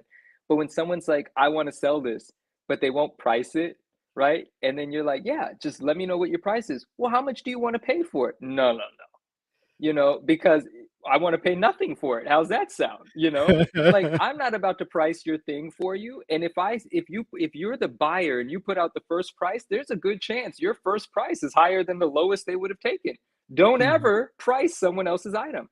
Find out where they're at. And if you can't, we'll figure out another way. But that's annoying to me when someone's like, how much do you want to pay? Nothing. I want you to send it to me and then I'll decide. Like, what do you want from me? Postage and packaging. Yeah, I got you Yeah. covered. Yeah. Yeah, look, I mean, but what is going on? All right, I want to unpack this a little bit here, and we've moved away slightly from predictions for 2023, but this is a healthy conversation. What's going on psychologically for that person when they're asking you, "Hey, what's the price you're willing to pay?" They're afraid to What's misprice it. They don't know they're, what they can get for it. they're But as a horrified, seller, it's your job to figure that out. and so I mean, you could say, "Hey, you're being lazy. I'm not doing that for you," right? Which is a response. Or they're just inexperienced, unsure of themselves, which is understandable. Man, just be in it with them. Like, hey, Oh, like, I do. That's how I make it happen. yeah, We end up creating a bond at that moment because once I can't break that barrier, I'm like, okay, now I'm going to introduce you to who I am. I'm yeah, aggressive. You don't know what you're doing. Let's figure this out. Okay. uh-huh, And if I'm not your best seller, then now I want you to win. We'll get you to someone else, right? yeah. Or your best buyer. And that's usually how it works out. I love But that. sometimes it's rocky at the beginning. Everything is sellable at a price, and JoJo he says he will do 40 for the newsstand. That went down. You were already at 41. Oh, that's the Yep. first one. That's the Well, then he went first to one. Okay. 100, and then he came back and said he'd do I will 40. I will counter at 26,000 and we'll get closer. All right, so there's a book. I'm gonna do a book recommendation here called "Never Split the Difference." Um, Okay. if anyone's like in the new year and they want to do some negotiating stuff, I don't think you're going to read it and come away and be like an excellent negotiator. You'll just come away understanding that there are many different tactics that people use. This was written by a very, very famous FBI hostage negotiator, and I can't think of his name right now, but he goes through the different ways in which he negotiates and the quote tactics that he uses, so to speak. It's just pretty interesting. It's a pretty interesting read if you get a chance. Okay, very nice. Yeah, rivalry, I agree completely. He said, I always say, make me an offer. I won't be offended, and it will give us a starting point. Precisely. Precisely. Help me understand Negotiating's fun. what Kess is saying here. That question, Justin, is not a good bargaining statement slash question. So, Which question? which one? I want to clarify that for everyone. I'm trying to remember some of the questions you asked. You said, how long have you had this item? That was the first question you said, like, when did you acquire this item? Yeah, to me, you're just thinking through open-ended questions that you continue to throw out to get information. Yeah. Man, Open negotiating is open-ended really questions fun. is a powerful tool. I'll tell you guys I've never spoken about this openly because I actually feel like it's a strength of mine, right? Like I feel like Mm. it's an edge, but we've become close here on this channel. And so, there's so much psychology in it. Every single time you're negotiating with someone, the first thing you want to figure out is what sort of person are you dealing with, even before the price, or maybe at the same time. You're actually trying to understand both things. How much does that person want, and what sort of person is it? Because the way you're going to negotiate against someone is by understanding their psychology. It's actually all quite, it's quite manipulative. I like it. Uh, well, I mean, of course, everyone's different. Yeah. That's why Christopher Voss is the name that wrote the book Never Split the Difference, and I think he uses the is it modeling is what he calls it, is one of his, where he will literally model the person that he's negotiating with, and um, and then go from there. Let's see. Another great strength in negotiating, not as a tactic, but as a Mhm. tactic that will work over the long term, is actually being unafraid to lose a deal. Like actually recognizing that regardless of what the thing is, there's an opportunity for profit, right? That's not the last opportunity for profit. So if it's not working, or if it's causing you too much frustration and stress, or you absolutely hate the energy that you're having to deal with in order to get this done, leave. Don't leave away as a tactic. Maybe it works and you end up getting it done anyway, but I mean actually leave. There's always another deal, there's always another opportunity for sure, right? Like, so that's been powerful for me. Like, I don't like losing deals, but a time or two I've had to tell myself, hey, this is in the universe's hand now. This isn't gone the way that I intended for it to go. And if I don't end up with this item, so be it. I'll find it under the next stone, you know? That's powerful stuff. Don't be afraid to walk away. Correct. Correct. I'm with you. K. Moser. Yes. Are you frozen? Oh, you're totally frozen. That's I'm just kidding. you. I'm using another tactic. The first to speak loses. Yeah, yeah, that's a thing too. You got to Absolutely. be like, especially if you're verbally, audibly negotiating, you got to be willing to just let it get awkward. Everyone loved that. Yeah, you have to let it get out. And guys, I just love that. I'm never mad at negotiate. I don't care if it works or doesn't. I don't care if someone says F you because I'll say I love you in return. Like, I don't care. Yeah. I love negotiating. I think it's great. And yes, that was hilarious. I was like, I gotta refresh. He's actually oh my god. but look, the pause and let it get silent, like where the other person's afraid to speak and then they speak. What you're People don't like that. They don't like to feel awkward. It's just a natural human condition, right? And so if you're negotiating, being willing to pause and be silent, let the silence get awkward, let the person speak is another potential Yeah. I'm gonna use the Um, word tactic because I'm tired, but no, it's it's not it's a my fine word. That's a yeah. fine word. And from the bench, you're right. Just being a butthead does not it doesn't work. It doesn't work. I don't know who would be a fan of that tactic, right? Here's what Like, I no. think happens.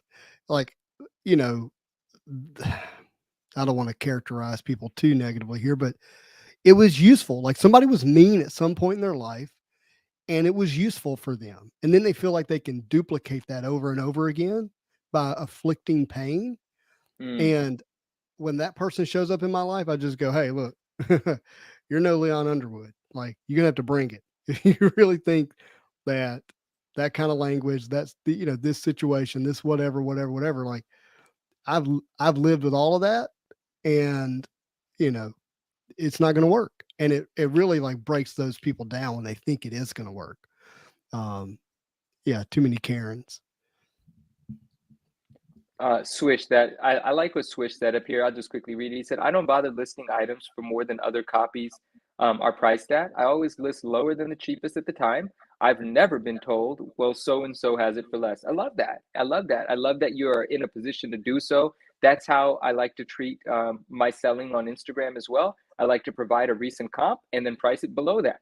There you go, you know? And generally, I like to sell something that's not available anywhere else. So Mhm.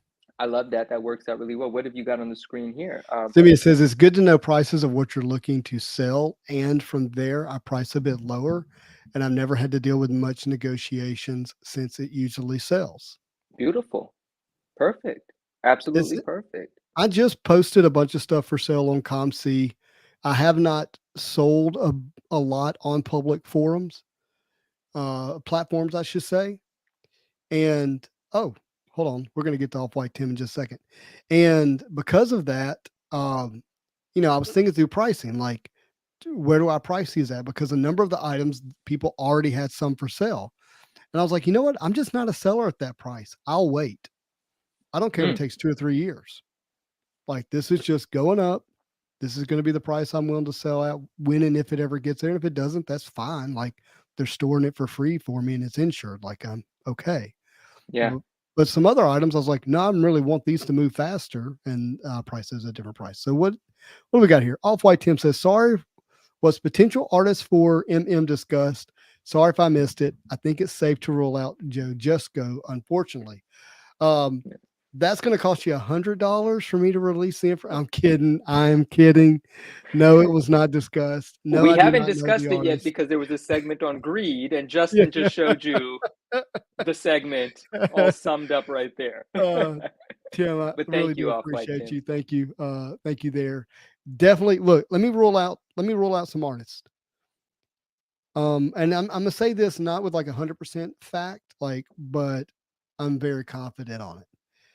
If someone has ever done any art ever for a Marvel card in the past, they're not going to be the Marvel Masterpiece artist. If they've ever done art for a Marvel card in the past, they're not going to be the Marvel Masterpiece artist. Whoa, wait, that's a doozy you just dropped on us. If they've Mhm. ever done art, not their own set, that seems a Oh, little, for you Marvel know, cards. if they've ever done art for Marvel cards, they are not going to be this upcoming Marvel Masterpiece artist. In the Wow. same vein of Dave Palumbo, Dave Palumbo had never done art for Mm-hmm. Marvel cards before. Mm-hmm. Mm. His mother had, that's well documented, but not Of course, him. yeah. Okay. Wow. Okay. So I think that's going to be true for this artist as well. It will not be a name that has been associated with Marvel cards previously. Amazing follow-up from Off-White. Does recycled comic art count? So if they had drawn, yeah. That's a great question. And I thought through that before I made that statement. And so, yes, to me, that would count as far as I'm Ooh, aware. And this is again me speculating with high confidence, not because I know for a fact.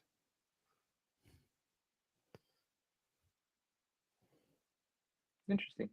Yeah. I have zero Oh, clue who Tim it's going to said he be. would pay $100. Yeah. Uh, Oh, yeah, that would be great. Oh, you know what? Is there someone that can give us the information for $100? tell Because you we'll what, make it 200. tell you Send two what, emails out. I have an amount I would pay for that information as well. Look at this. This whole night's a negotiation. We just don't know who we're negotiating with at the moment. That's it. I just need the right person. Who Going off should I topic send this here. to? Oh, so Leto actually is now on topic. What are the latest guesses for the MM 2023 artist? Um, I don't know. I mean, I actually have some ideas, but um, yeah, I'm not saying.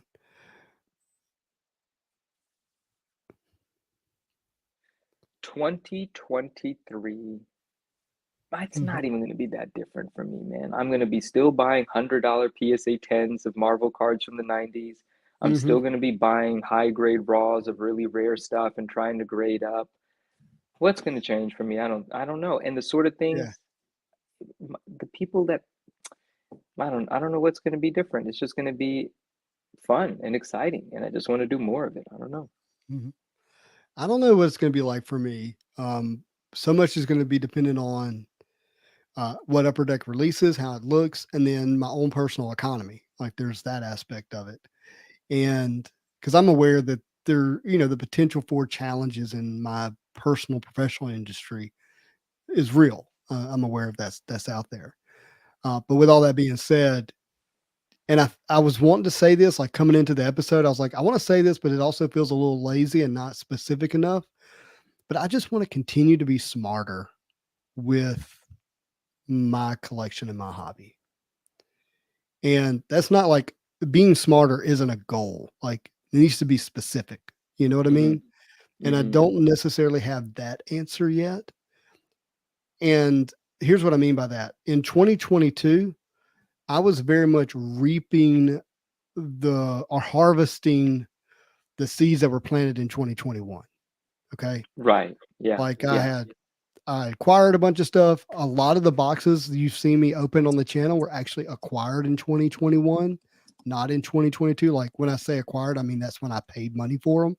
Like the Right. majority of Spider-Man battle boxes I paid for in 2021, so forth and so on. And so, um, and I just want to be really, really intelligent with what I buy, how that impacts the channel from a positive standpoint in terms of people enjoying the content, and then at the same time, what I continue to add to my collection. And I want to be thoughtful about how I handle Marvel masterpieces. Yeah, that's gonna be, yeah, I That's, understand that's gonna be significant. mhm. And you're gonna be thoughtful about that for sure.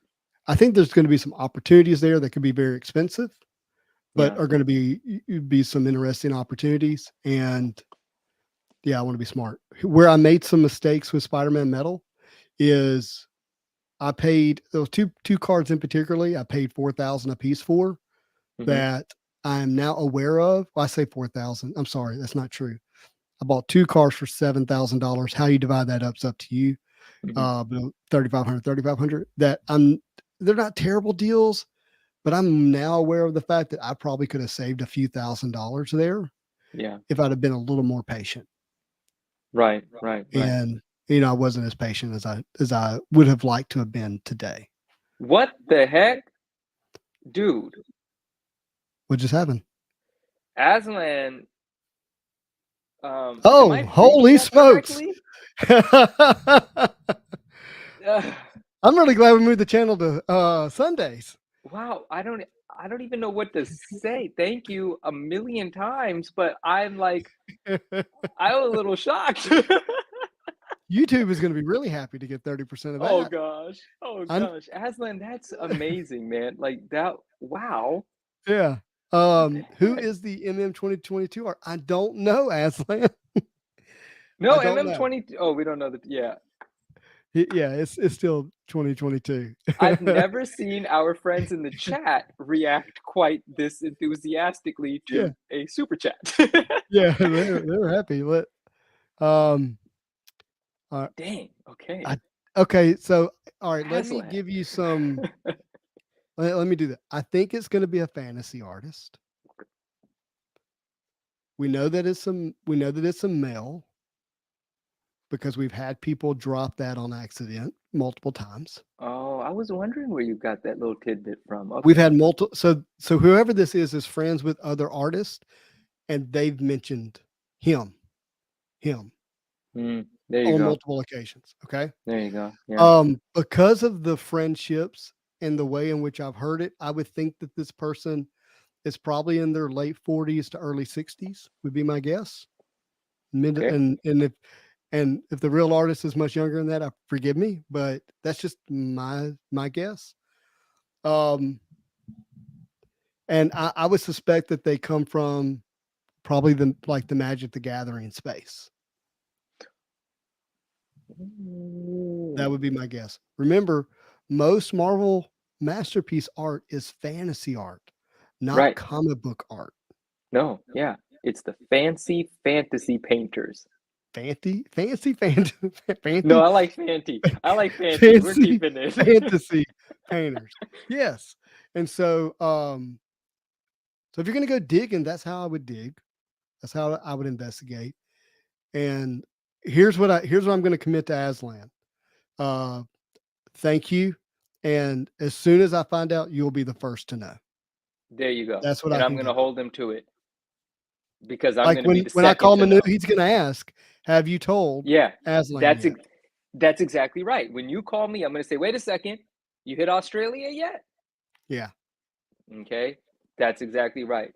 This is gonna. It's good.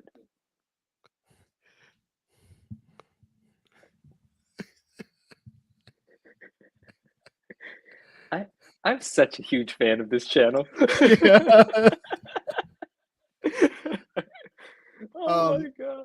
yes, I would say Simone did come from comics. Like he already was established doing some, comic art, but he very much has a not comic art style to him.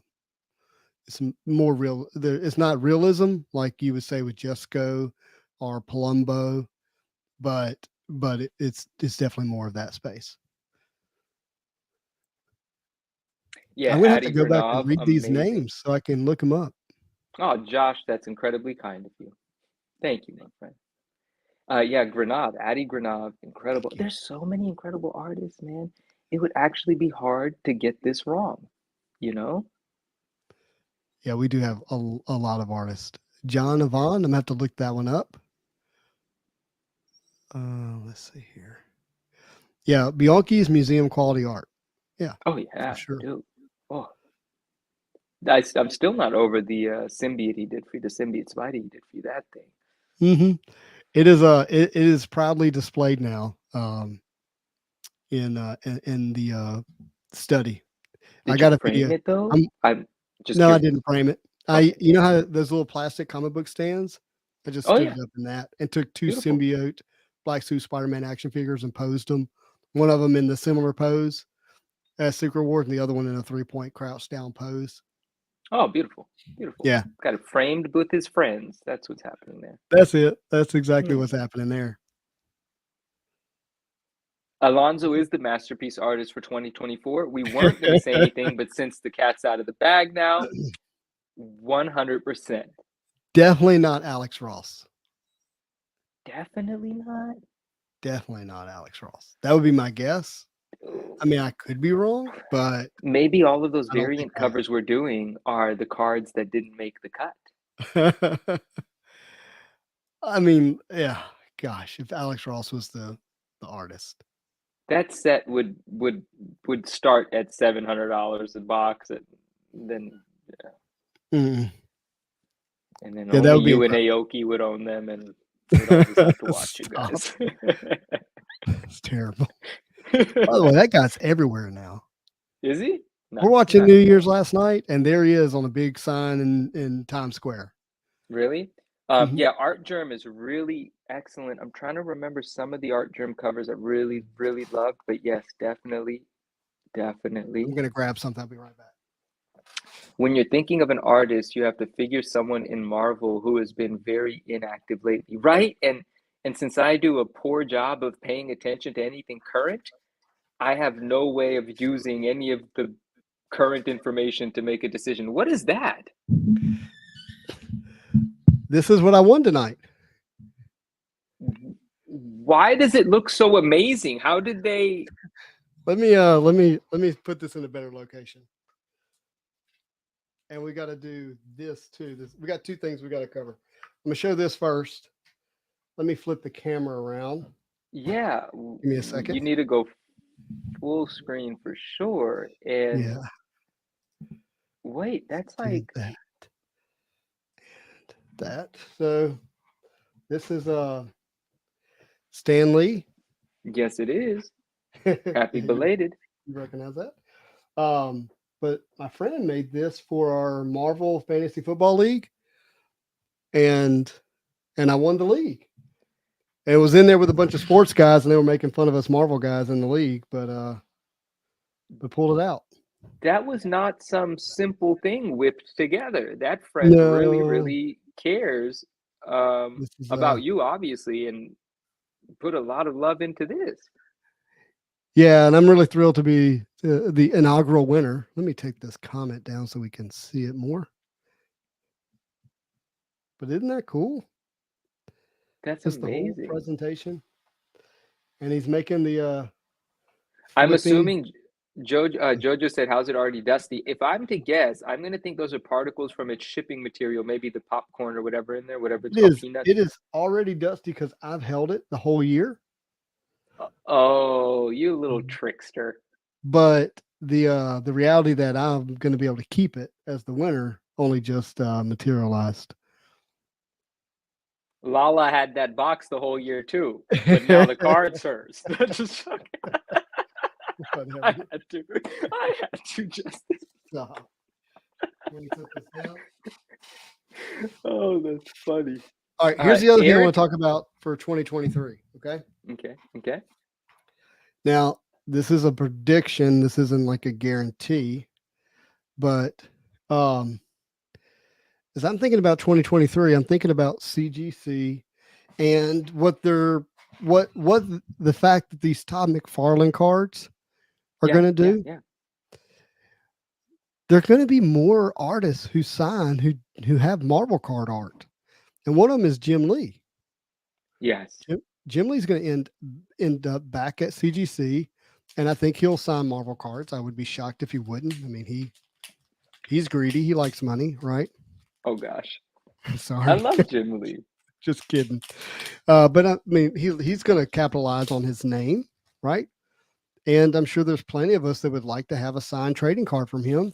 And so what I'm saying is be thinking about the artist that you might would want their signature on one of those trading cards if they did the art for it. And go ahead and grab those cards now. Don't wait for their name to be announced that they're doing a signing and then try to go get the cards. That is solid advice because the signings are, we can bet they're coming, and the Yeah, a lot cards of are them are going to like a be 2-year cheaper now cycle. than later. Yeah. Yeah, and the cards are definitely going to be less expensive now than when that sort of wave has its ripple effect. Yeah. So this is a Jim Lee set I went ahead and acquired because I was like, you know what? I want to go ahead and have these because I want to be able to pick which one I want to get signed. Like, what if I want to get a Moon Knight signed by Jim Lee and flip it to Alonzo? Is is this a 91 or 92, this set? 91, 91, yeah. Dr. Doom. Look at that Doom. That Doom looks sick. Yeah, Is Doom with us tonight? Doom, do you have that Doom? I would imagine he does. And it's card number 11, and he's always messaging us the 1111. Doom is with us. Doom. Yeah, he said, "Let me buy that Doom from you, Justin." All right, bud.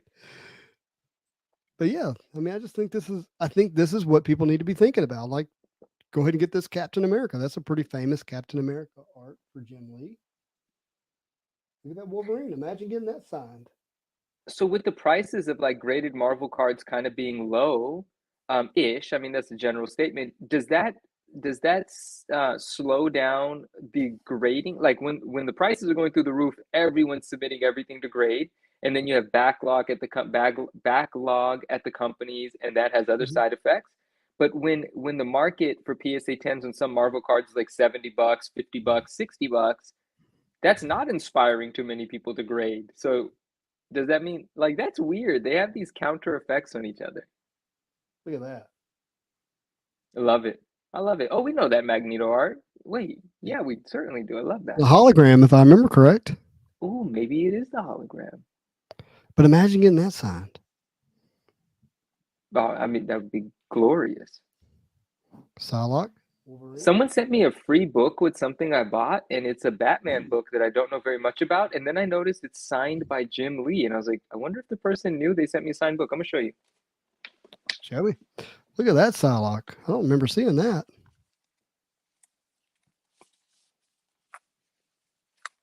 Oh, you're not there. Oh, sorry. No, I'm getting a Jim Lee autograph for our segment. Wait, who is that? That's Psylocke. Psylocke? We've been seeing a lot of Psylocks that are unfamiliar Psylocks. They're unfamiliar, but look at that. Savage Land with Rogue, Kazar, Nick Fury. John says, I'm afraid to send any of my comics or cards away. John, you're justified in having concerns. And that's all I'm going to say about that because I don't want to start Yeah. smoking, and I mean, like heat coming off my head, and my eyes are going to get red, and I'm going to get angry, and I'm going to start yelling about CGC. I will just say it's very reasonable to have concerns about sending cards and comics. I'm not going to be able to show the whole back of this, but what's really cool is it makes a full image. You can see Wolverine's claws there. And we'll get to maybe like a headshot. Dude, that makes a humongous image. So that's not a 9-card image. That's every card in the set image. Yeah, I can't see it, but it's a huge Wolverine. But for this episode, John, just for this episode, we'll leave it at that because I actually have to. This is not going to be a 6-hour episode. So yeah. By the way, how do you like the fact that I got the 2-camera setup now for that, so I can switch right back to here? Oh, I love it. I've never had a problem with your setup, though, to be honest. So I'm happy that there's an improvement that you're happy with. Just know that I'm never settled. I'm always working on it. So look at this thing. This is Batman 608, which I'm pretty sure there's a variant for 608 that people are crazy about. I don't know. Yeah. But I was like, all right, cool. Nice book. And then look, there's a Jim Lee signature. Yeah. CBCS. Authenticated. I guess. I mean, I was just going to give it to someone, to be honest. Yeah. Where, I don't know. I don't know if it's worth anything. I don't think this is the valuable one. But I don't know if the person knew. I haven't talked to them yet. There was more free stuff too. But maybe they didn't realize they were giving you the signature. Maybe. It's kind of hard to see it. Yeah, makes sense. So that was kind of interesting. That's cool. Yeah. All right, brother. Any more 2023 predictions?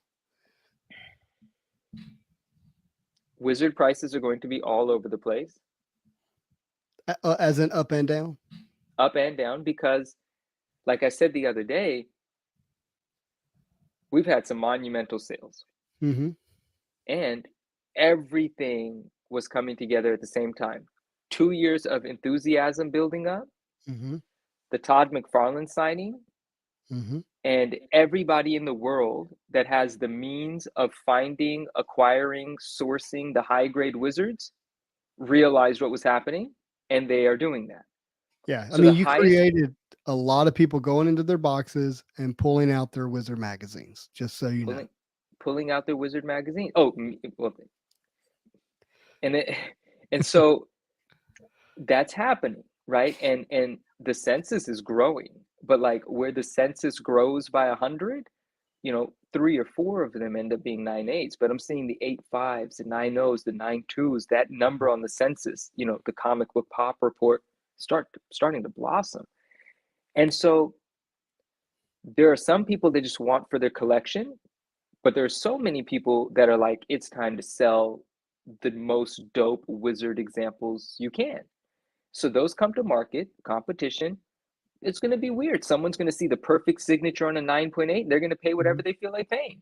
And then a less perfect signature is going to pop up. And this guy's already paid whatever he's paid for it, this guy or gal. And then that's going to linger and the price is going to go down. Like we're going to see all of those market activity take place this year. The second half of the McFarlane signing isn't even done yet. There's more coming, right? Yes, and there's some other stuff that I know on the back end of Wizard, and certain people. There's some of the most amazing wizards in the world just got graded. They aren't on the census yet. They are coming to an auction house near you. Okay, are they going to be $25,000 sales? Are they going to be $2,500 sales? Everyone get your popcorn because no one knows, but it's going to be exciting regardless. Yeah, for sure. There's that prediction. Hello, Steve Dog. And Blue Juju says, is there a way to track artist signing events? Are they only at Comic-Cons? No, they're not only at Comic-Cons. No, not all. In fact, I would say many of them are at Comic-Cons. And there doesn't have to be a CGC event just to have an artist signing. As long as it's witnessed by a CGC, approved witnesser. I don't know if that's the right word, but you can get it. You can get it verified as authenticated and get the yellow label. But CGC, the grading house, does do artist events where you can mail stuff to them and they will handle the signing, the witnessing, and then obviously the grading as well. That's what I'm mainly talking about. And that's where you would get your Marvel cards signed and graded. Um, and the best way to do that is to sign up for CGC's email because they announce it through email first. Like that's typically how They most. announce 5 signings a day. It is intense. They just announced Guinness. Guinness, is that how you say his last name? Guinness, I don't know. the Punisher creator.